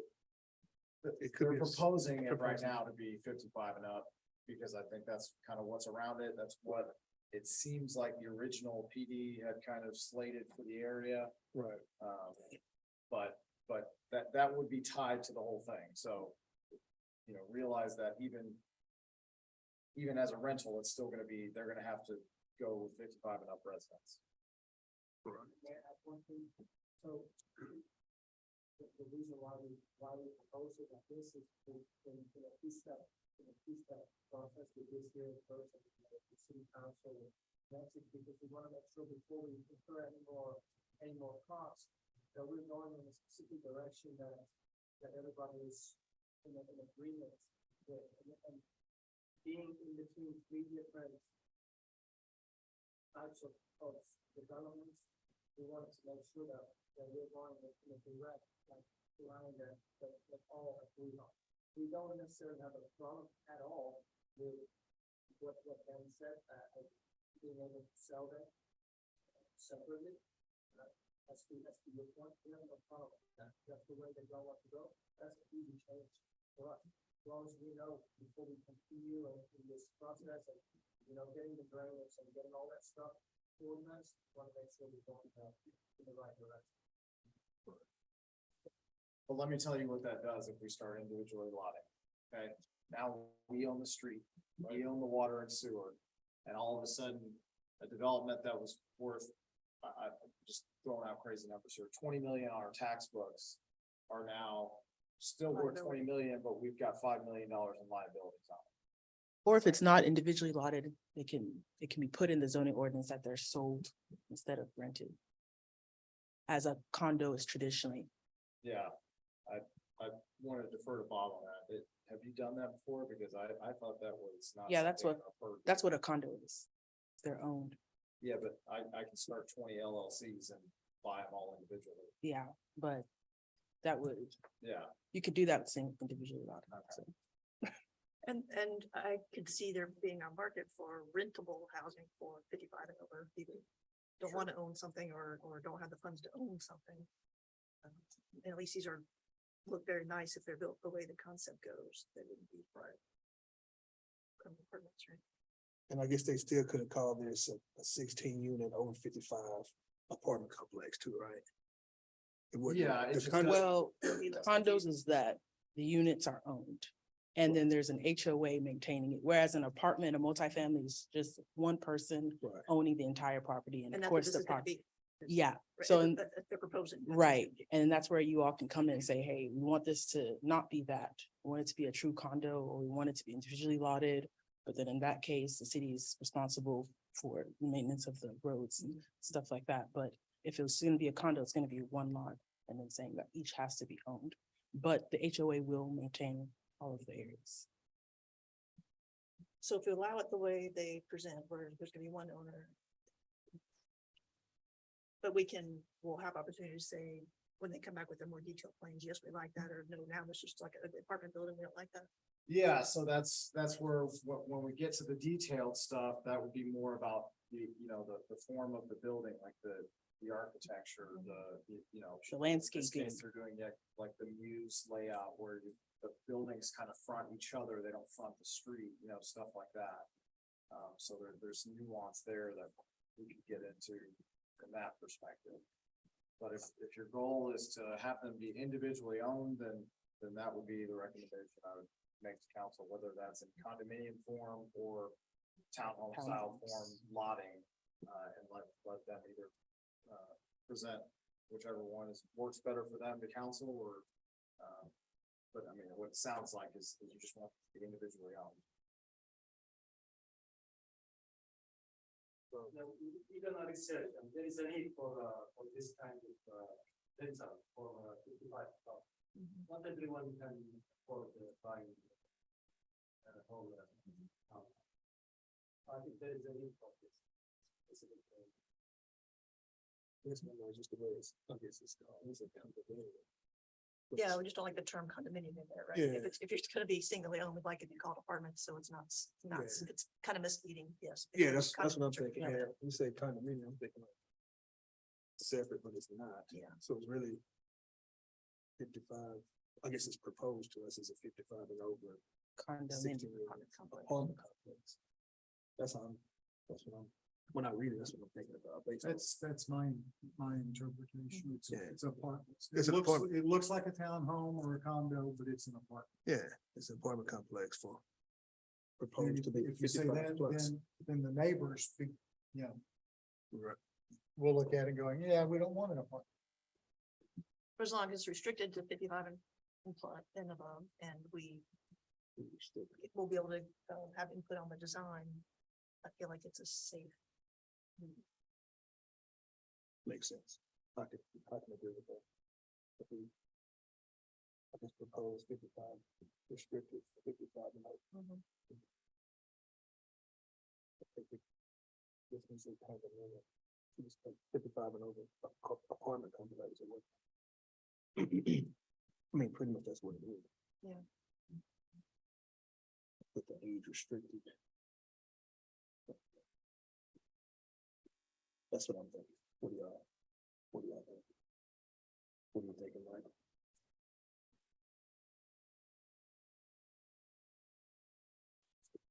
How many, do we have other rentals, like he said, that are age restricted? Yeah, in the we have city. the Arabella, the huge 55 ton rental community out there by Camden. Okay, that is 50. Yeah, that's 55 ton. We zoned another one out there on 342 where it connects up with 77, but they've never done anything. That, I'm right? That was, yeah. Yeah. That was last year. And then we got the one over by Walmart. That's more like an assisted living type place. Which I think the Arabella has that. Like, this is like all independent living. The other stuff we have is like life cycle stuff. That's like, you go in when you're 55 and then you move to this space when you're 75 and then you go in the assisted living when you're 90. Right. So this is more active adult community.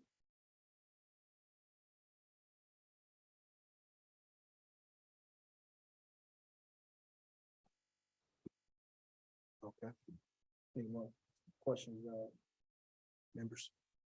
Can I have a motion, please, for agenda item 10? I move to approve agenda item 10. We need to make any changes in that. We need to change the language here for condominium to. Yes, whatever you want to make a recommendation to council for.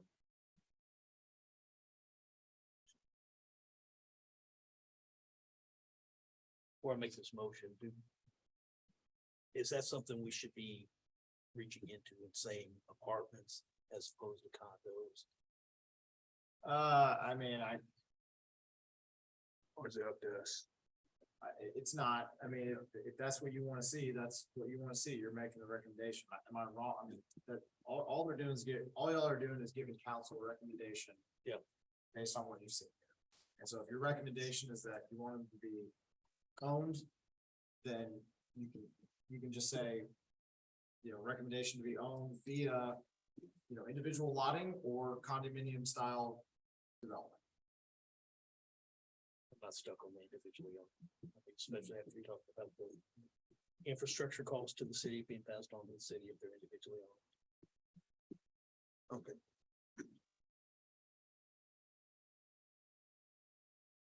I'll make a motion to approve the agenda item as presented. I'll second. All in favor? Aye. Ayes have it. Agenda item 10 has been approved. Moving along, agenda item 11, conduct a public hearing and consider a zoning change from single family district R3 to plan development 159 for the development of a duplex complex on the property described as a tract of land and of the Arabella Survey, abstract number 60, and addressed as 211 Methodist Street, City of Red Oak, Texas, Ellis County. Case number Z as in zebra, C as in cat, 23-23, requested by Gene Bond. Staff, please. Commissioners, the applicant is requesting to convert the existing church building located at 211 Methodist to a duplex, which is a two-family home on the subject site. They would be required to install a 1 hour rated firewall to split the building into two. And they have submitted plans showing how they're planning to develop the site.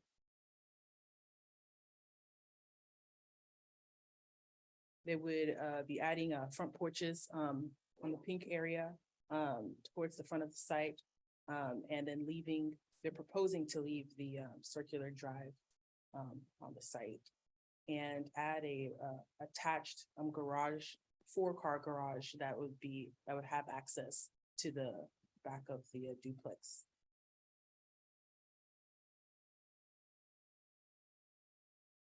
And this is just a conceptual plan on the rear, but if they did plan to develop the site as is, then they'd have to come back for a site plan landscape and an elevation plan submittal. Staff did have some comments on their submittal. This is the elevation plans. I'll go through all that, Emma. Okay, yeah. So So you want me to go through the history, the comp plan? a little bit? Yeah, sure. So, the comprehensive plan does call this to be a, Old Town overlay, although the planning area 10 duplexes are not, recommended, the Old Town overlay recommends for the missing middle housing to be included in this area. And missing middle housing is essentially, housing that is denser, but is more on a home scale rather than multifamily. So duplexes, fourplexes, anything that'll get a little bit more density on a single family residential lot. And it's also historic. So they're planning to restore it to the folk Victorian style. So, These are some historic photos. yeah. The back, the steeple. So we're not 100% sure if it's always been a church or if it was at one time a home. It doesn't really matter. But, pre-World War II, prior to, Euclidean style zoning being implemented in every city in America, based on use, it was very normal to take a home, especially some of these larger mansion style homes that were just massive and split them or put multiple units in them. So you saw a big wave of it during the Depression. So a bunch of these homes that, people lost all their livelihood and had to sell their homes or make their home into an income producing asset, they would take a mansion or something and put 5 apartments in it. But it would still look like a big old mansion. Now there's different things to consider today, with parking and things like that, but I just want to kind of stay in the historical context first. So if you go into any older downtown that existed, certainly pre-World War I, you're gonna see a lot of homes that are clearly, they were single family and they've been divided. And even now you can go see, there's not many here. But you'll see homes that have gone through 2 life cycles where it was a single family home, then it was turned into a duplex, then it was turned back into a single family home. It's still got 2 front doors on it. It's kind of kitschy cool. And kind of to go back to the comp plan that Emma was talking about. So the comp plan recommends that we do a downtown plan. And so I took a big old leap and said, if we're gonna do this, I don't think we need to change the comp plan because the comp plan recommends that we do a downtown plan. And in the downtown plan, it recommends that we do missing middle housing. So I kind of skipped a step there, so I'm sticking my neck out saying that this would be allowed by a downtown plan that we don't have. Okay, so let's just all be clear on that. So Mr. Vaughn went through and worked with an architect and got some elevations together, and I'll let him speak about what all he plans to do on the inside, but Emma, can you go back to the elevations? The unmarked ones.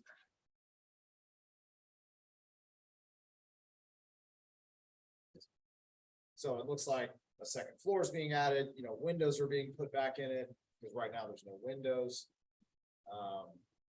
One of the things that was unclear on here is right now it's vinyl siding. I don't know what the intent is on the outside. I'll let him speak to that.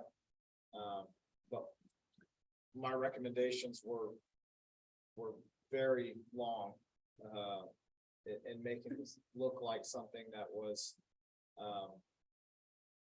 done traditionally, done in a way that was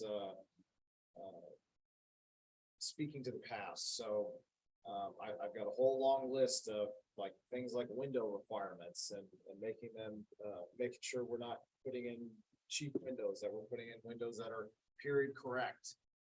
Making sure the vinyl siding is replaced with good cementitious party board instead of vinyl or wood that tends to not, hold up to weather as well. You know, he's already had some of the elements like the window trim. You know, that all looks really good. As far as the site goes, in concept, I'm okay with another building being put on the site. I do think that all of the concrete needs to be removed. I think the circle drive needs to be removed and just have a singular entrance. And Emma, can you go down to my site plan that I marked all over?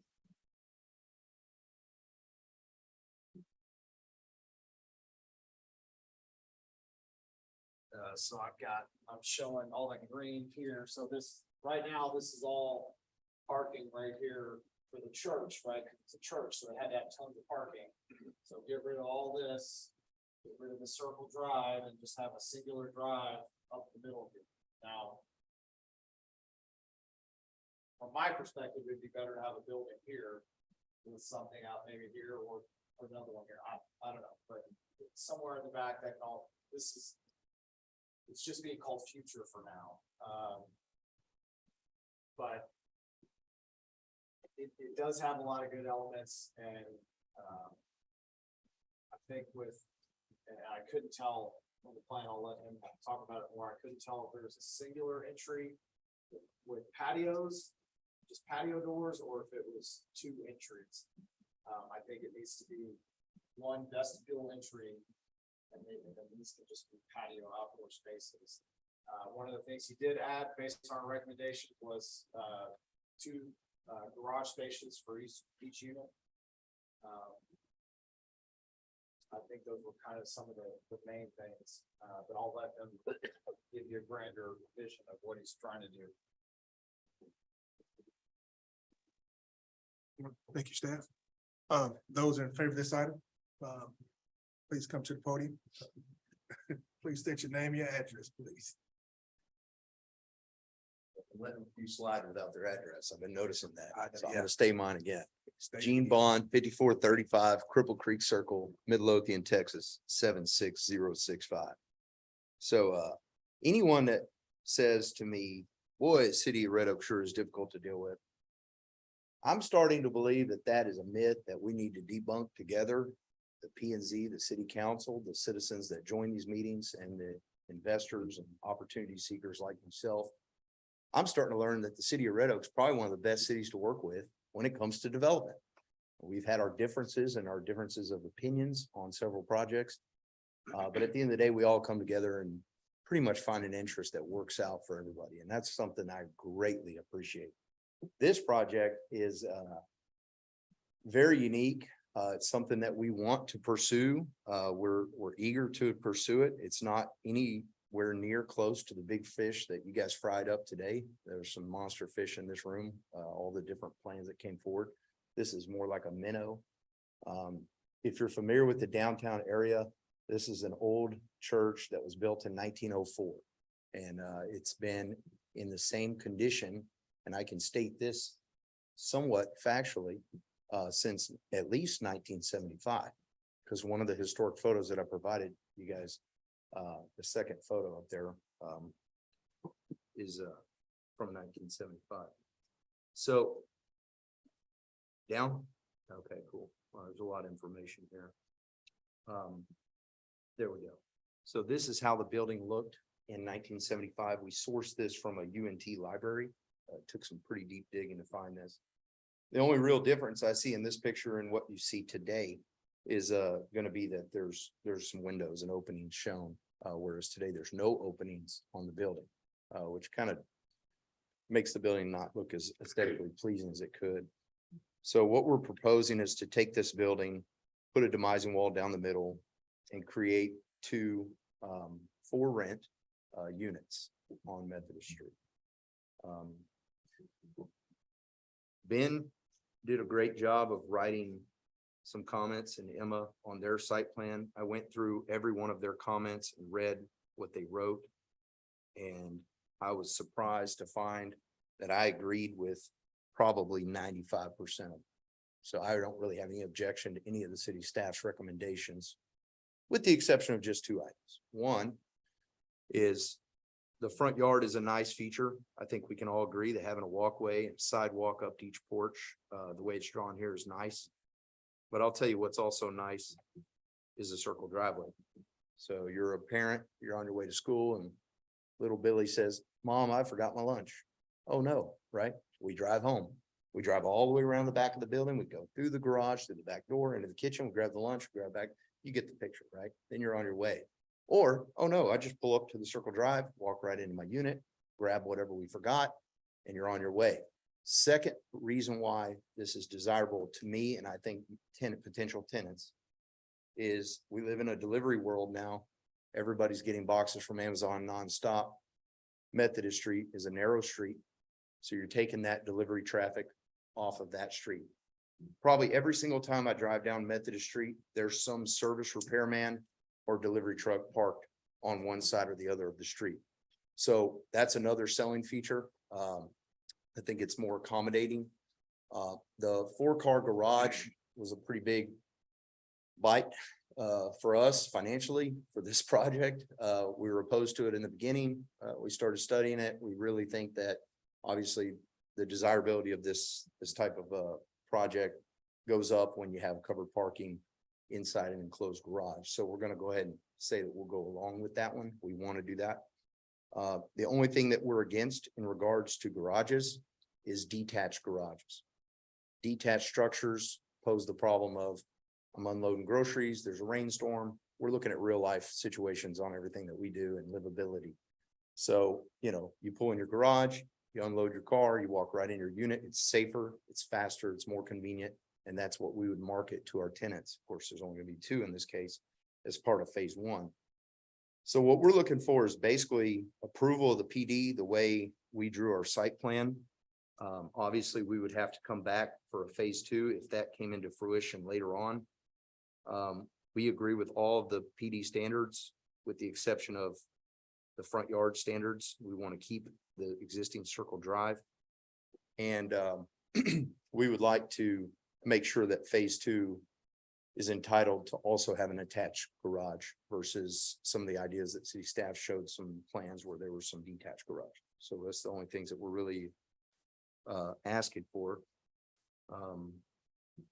The architect did a 3D movie of the building. It's pretty nice. You get a full helicopter view, spin around. We probably don't have time for that, but just want to show you the elevations with the windows and how it really dresses up the building, having the front porches versus, and how do I get to today?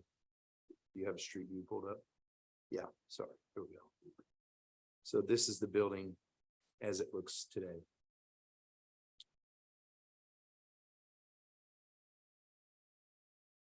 It's a really big lot, 0.83 of an acre.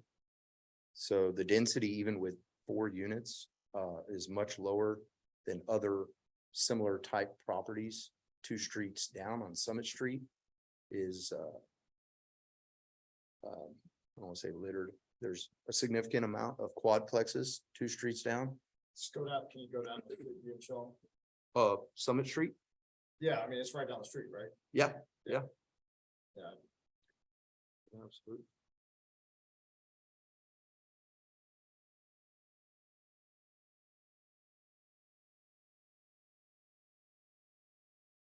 And, all of the quadplexes on Summit Street are, surface parked.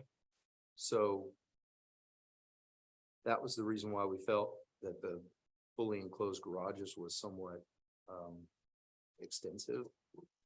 But we also think it would help with the rent, so.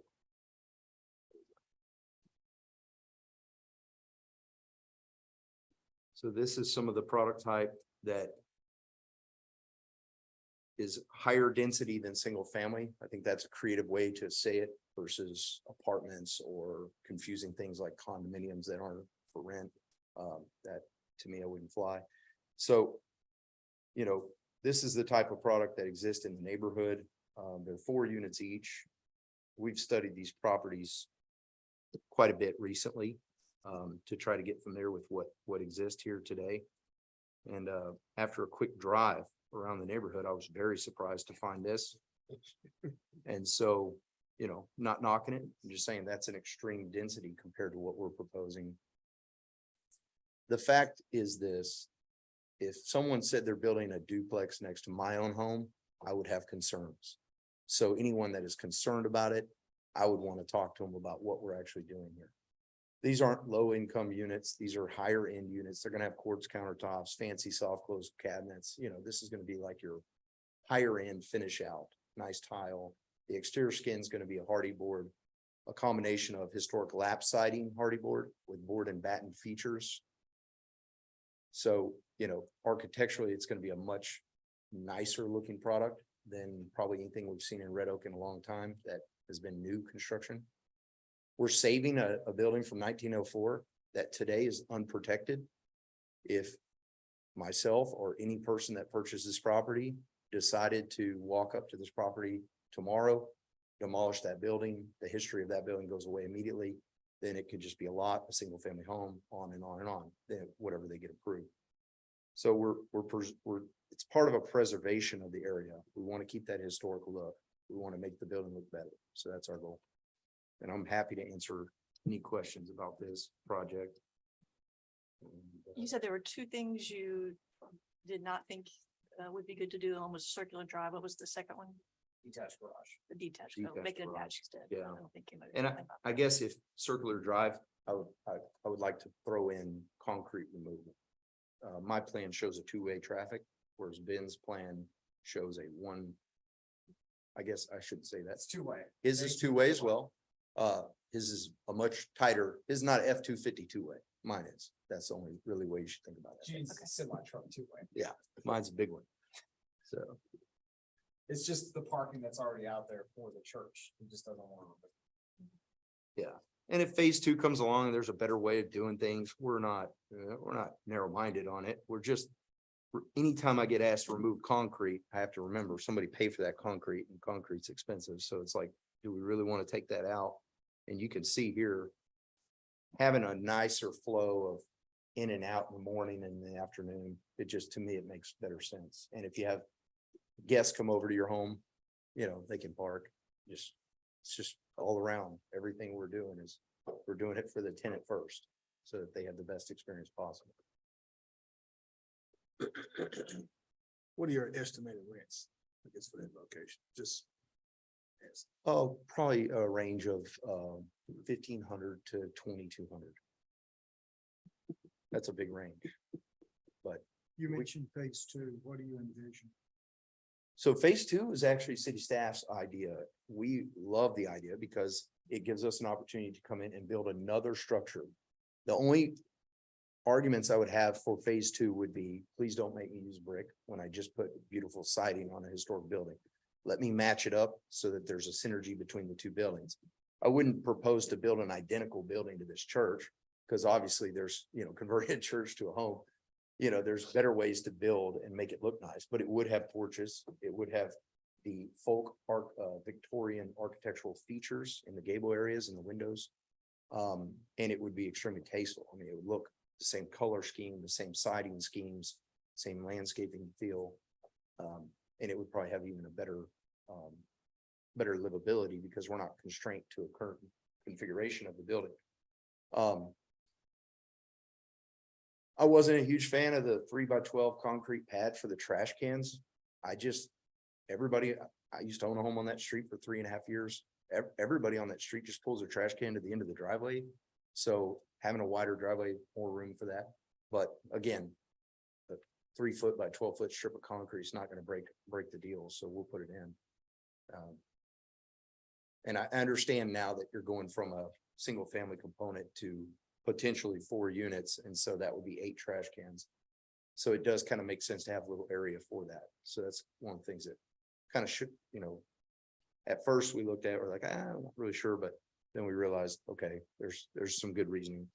And so just FYI, that's in the wrong location. It would be up by the edge of the street, so the trash cans are right. Thinking about that. And we're aware of that. We gave a quick instruction to an architect, and that's where he threw it down. He knew that it was actually going to be closer to the street. So we totally get that. This is a beautiful property, lots of mature trees in the back. big grass yard. For the phase one, those tenants would enjoy a backyard that most people would probably be envious of and have ample space to walk around, you know, put a park bench there or whatever. What about the fence? You good with that now or no? Well, the way I read the standard is that if you build a fence, you have to build it to a certain standard. And so in that regard, I'm not opposed to it. Let me see where that PD standard is. Right here. So. Fencing shall be board on board cedar, capped, trimmed and stained. Minimum height shall be 6 foot, maximum fence height shall be 8 foot. I interpret that originally as if I build a fence, this is the type of fence I have to build. How do you interpret it? That the fence would be installed as part of the project. Okay, so Yeah. day one, Well, day one, when you finish the project. the only reluctancy I have against it is two things. I have not communicated with the neighbors to find out what their feelings are On a duplex or on a fence? on a fence. They probably would want to be fenced from a duplex, right?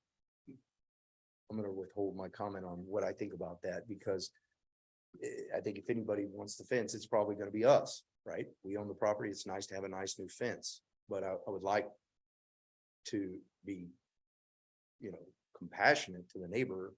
If the neighbor said, hey, man, I really like looking out without a fence. I'm not saying they would. I'm just saying they could. So I want to talk to the neighbors, make sure they're on board with the fencing. The only other thing I would add to it is I don't want to take the fencing all the way to the water alley, the Water Street alley. I want to take it to the end of phase one, which is a little bit discretionary at this point. And I would like for it to go from a 6 foot board on board tapered down to nothing. Then when phase What's two, there now? It's just chain link. right now it's chain link. But, you know, you pick up at phase two in a year or two or something like that, then it's like, oh, we just take down this little section of the tapered area. And then we add the 6 foot, go all the way to the end of the property. I just don't want to spend money on a fence when it's really not blocking anything. Once you get to a certain point, you pass your house 20 feet. There's not really much else to look at except for yard in these types of lots. So I'm on board with that. Let's see what else. Oh, another major item I wanted to call out. Surprised that I didn't get a big comment on it, but the last second we threw in a visualization of that garage. And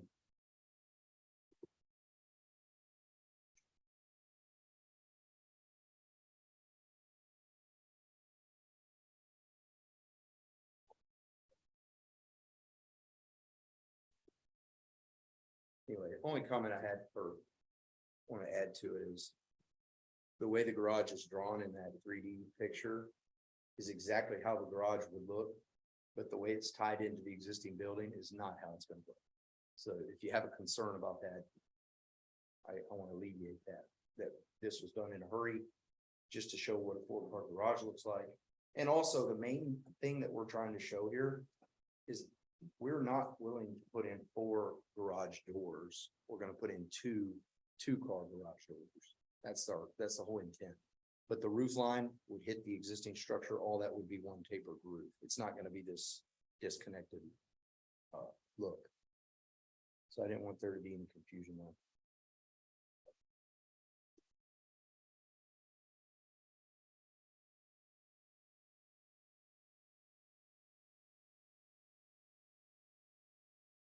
So what is the plan? You're gonna do, and this is inside, and this, I'm just asking for my own information.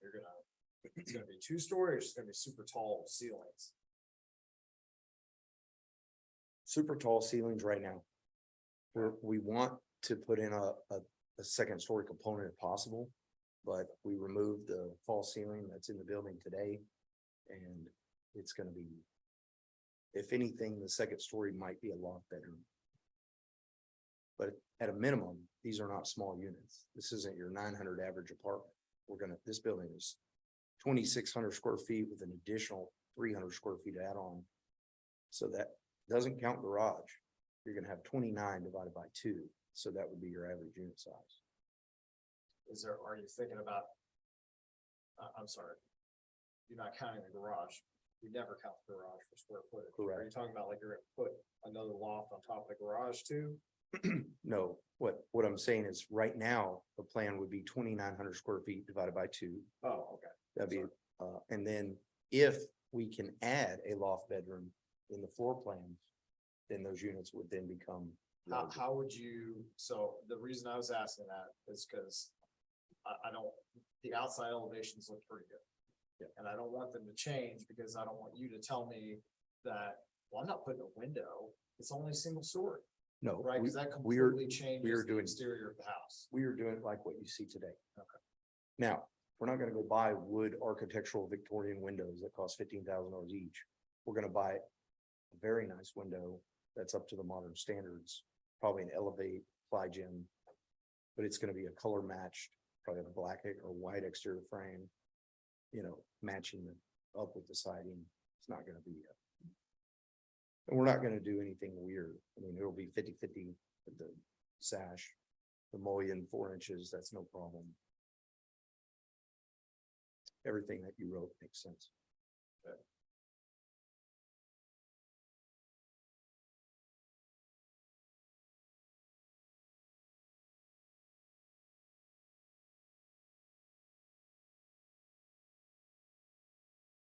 Anything else we need to know?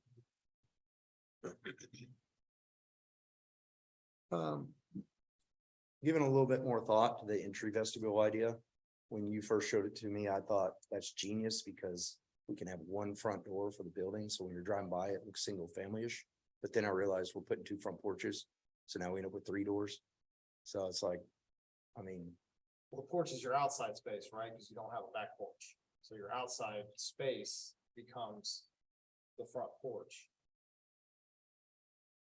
so I thought the whole purpose of the vestibule was so that when you go down Methodist Street, it looks like a single family home because there's one door that you go in. Right, but you're showing like patio doors, like, French doors, right? So it looks like a outdoor patio.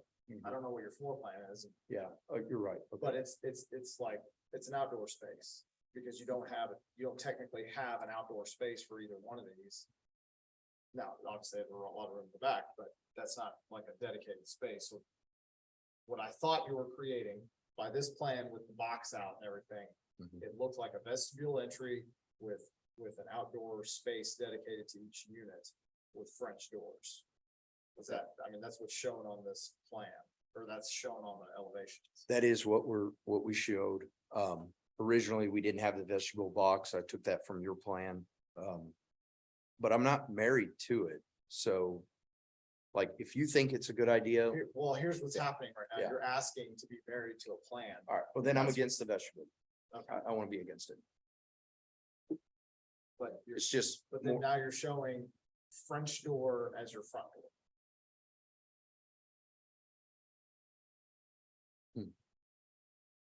Which is odd, right? I think we can all agree that. Yeah, You wouldn't yeah, I have can the agree front with that. door as an entry- Yeah. As an entry. these are all good points.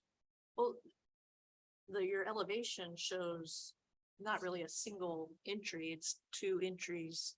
Yeah, right there, like one going to each side, I guess. You can only see one, but Yeah.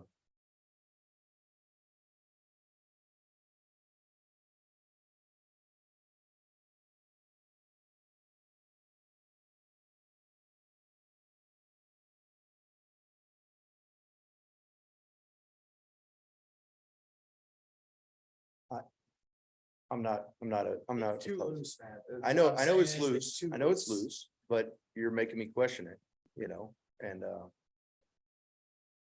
I don't like the vestibule because we lose square footage of rent in it, right? It's wasted space. But I do like the fact of only seeing 2 French doors in the front. So if the vestible's there today, it'll be there when we build. We'll go ahead and go along with what we originally said. I just second guess it a little bit because, it just seems like a lot of dead space. It doesn't have to be big, I don't think. I'm not a building. Right. I'm not the building official. I wanna say it's like a 5x5 space is all you would have to have. Don't quote me on that, cause I am not the building official. But what I recall, like an entryway is 5x5. Now, is that enough room to get furniture in there? Probably not, but then you got the big old French door. French door, right. So. Yeah. But you can't tell me, like, the goal of this would be to make it look like a single family home. Right? You put two French doors and nothing in the middle, it's gonna look like a duplex, right? Mhm. So I would Yeah, say I your- just your didn't wanna have- overarching Goal would be not that. Okay. I mean, the units are larger than what we need to build anyway, so it's not the end of the world. I think it's fine. I Yeah, just, you're talking about, if it's 5x5 entry, then you're talking about 12 square feet per unit. Yeah. loss. it's not gonna be that big a deal. Right. I mean, you only get a certain amount of rent, right? This isn't big orange, yeah, so.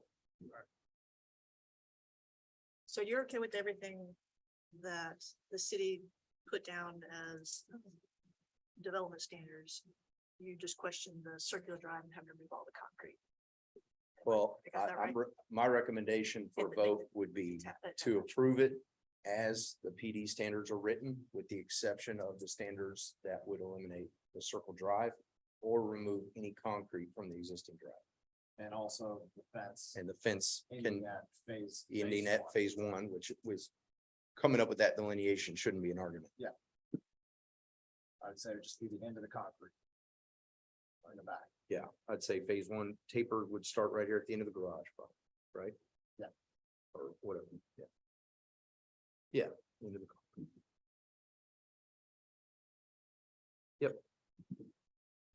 Aesthetically, I think grass would be nice on the south side.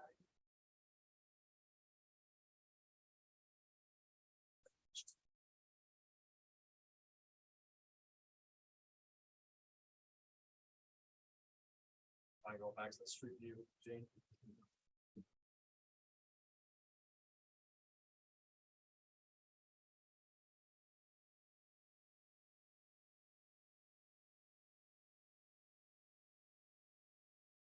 So, yeah, so that's the parking on the side that we're discussing. Being your recommendation is. Yeah, I'm saying you can keep. The parking is just, you just punch out a new driveway. You guys can see me talking. So you like you keep all this and then you put a new approach out to the street and then this almost goes away. Becomes landscape. Green space. Yeah. So it just.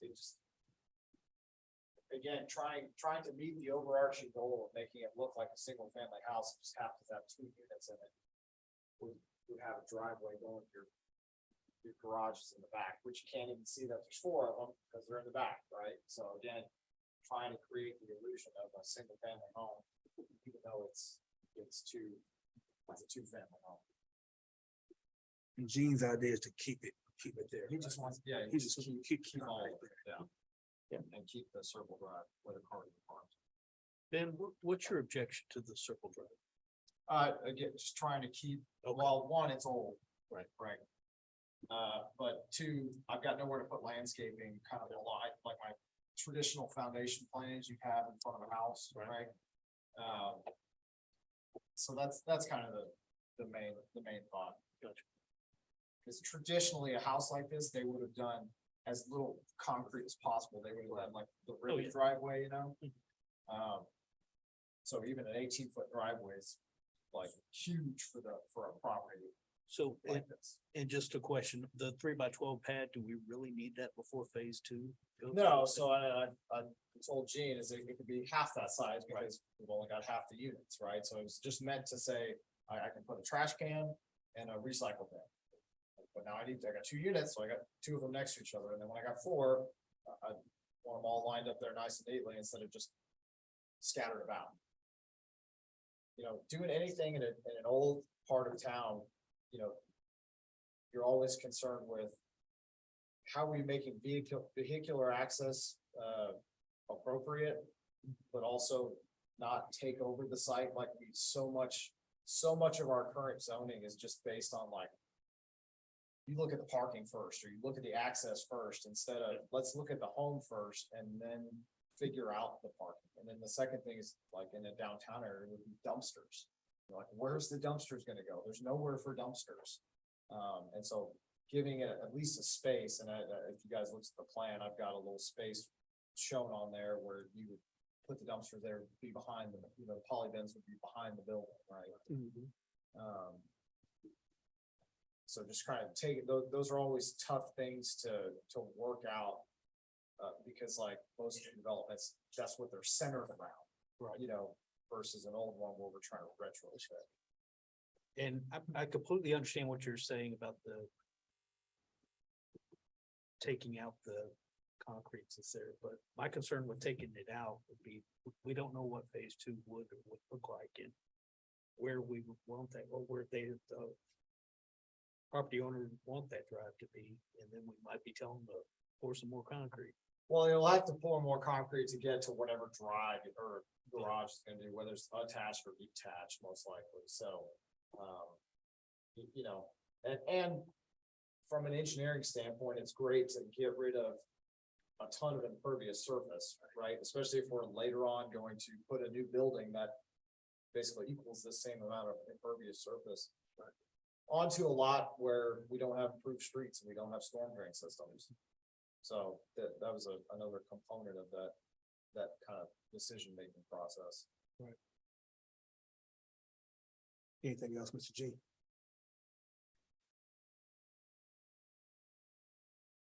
No, I just hope that we can reconcile just the 5%, like I said, that, we just differ a little bit on. I think it's a big improvement for the city, for the street. I think we get to keep the historic building, provides 2 new opportunities for all the businesses that are coming in, the data centers and the factories and different places. So, I mean, we need housing, and this is a creative way to get some housing into an underutilized building. And just the second phase will come back. If he does do it, it has to come back. Right. Through both y'all and the council, so just FYI. Okay. Thank you, Mr. G. Anyone else in favor of this item? We did receive a email. I'm gonna go ahead and read this. It says, we received the zoning change card in the mail. We are for this. We hope to sell the building to a religious organization, but after speaking with about a dozen different congregations over the past year, we're all reluctant to do what is necessary to bring it to compliance with current city ordinance. Mr. Bond already has property in Red Oak, a couple of blocks away. He does a fantastic job when it comes to an asset in the community in the downtown area. He's also interested in preserving the general aesthetic of the building, which is a real gift to the city. From what we understand, it's over 100 years old. This property is surrounded by residential homes. The home to the north is used to be a parsonage for this church building. We hope to build another one building, our building, but unfortunately, our congregation ended up disbanding after the COVID pandemic. The half-acre lot has plenty of parking and room for expansion to accommodate transition to a duplex complex. We have enjoyed doing the Lord's work in Red Oak for 15 years. While we are saddened that our time has come to an end, we are thankful for the time we had and know that this is an opportunity for a great win-win for the city. Going forward, it will contribute revenue to the city's tax base going forward. That is from Leroy Kleiss. He's for this agenda item. Those who may be against this item. We did receive 2 emails that were against. That's address is 207 Methodist Street. They were against this zoning change. And 211 Methodist Street. They were against this agenda item. Can I have a motion to close the public hearing, please? Move to close the public hearing. Second. All in favor? All right, public hearing has been closed. Commissioners, have any questions or concerns? Ideas, thoughts?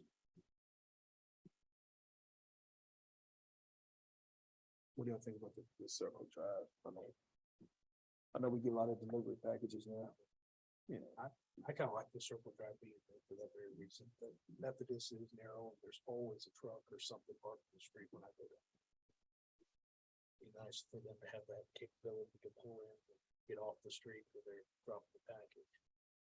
And yeah, I get that it doesn't feel like, it doesn't look like every other single family home in there, but it hasn't looked that way for how many years? Say 101. Yeah, I mean, yeah. Are you gonna repair it where it's cracked at the circle drive? Yes.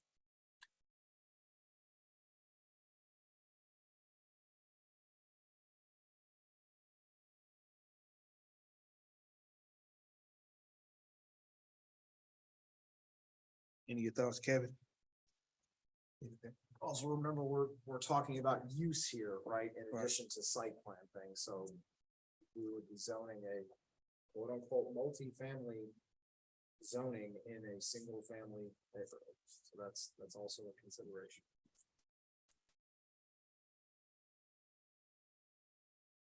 Did the letters against say anything, or they just said we're against this? 211 did say, I think specifically mentioned. I think they had some questions. I think Emma answered those.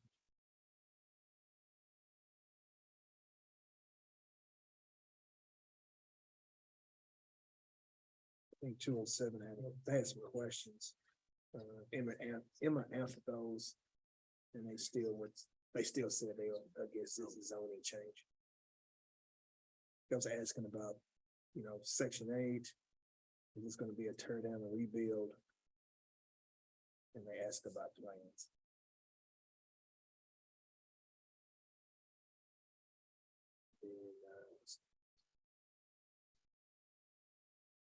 In 211. They just said they're against, they didn't say any reasons.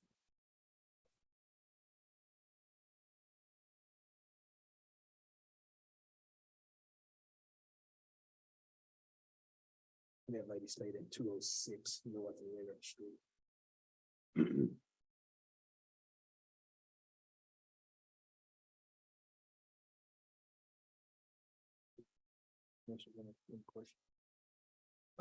Can I have a motion, please, for agenda item 11? I move that we accept or approve.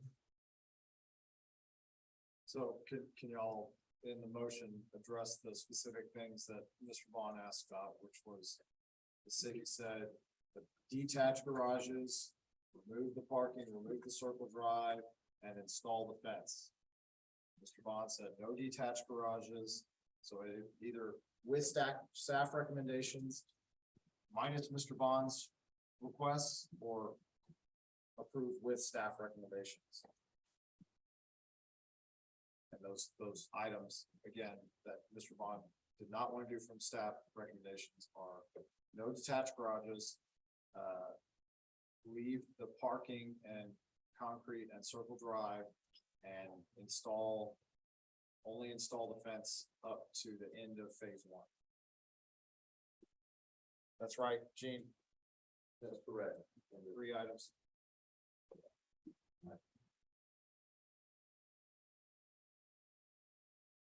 Okay, then I move that we approve based on staff recommendations, with the exception of detached garage, removal of concrete, and the fence only extending to the end of phase 1. I'll second. All in favor? Aye. Aye. Ayes have it. Agenda item 11 has been approved with, recommendations. Moving along to agenda item 12 is conduct another public hearing and consider a zoning change from C1 to plan development 155 to allow for reduced setbacks and landscape requirements due to text dot right of way taken on the property described as lot 32A-R, block B, located in the J Spoon Survey, abstract number 1014, and addressed as 230 East Oakville Road, City of Red Oak, Ellis County, Texas. Did you hang on there one flick? Case number, Talk to you in a second, all right? case number Z as in zebra, C as in cat, 23-17, requested by Danny Humphries. Staff, please. The applicant is requesting to postpone this to the November sixth P and Z meeting. All right, agenda item 12 has been postponed. And that's it for tonight. Can I have a motion to adjourn, please? I move that we adjourn. Second. All in favor? Aye. Ayes have it. Thank you, everyone.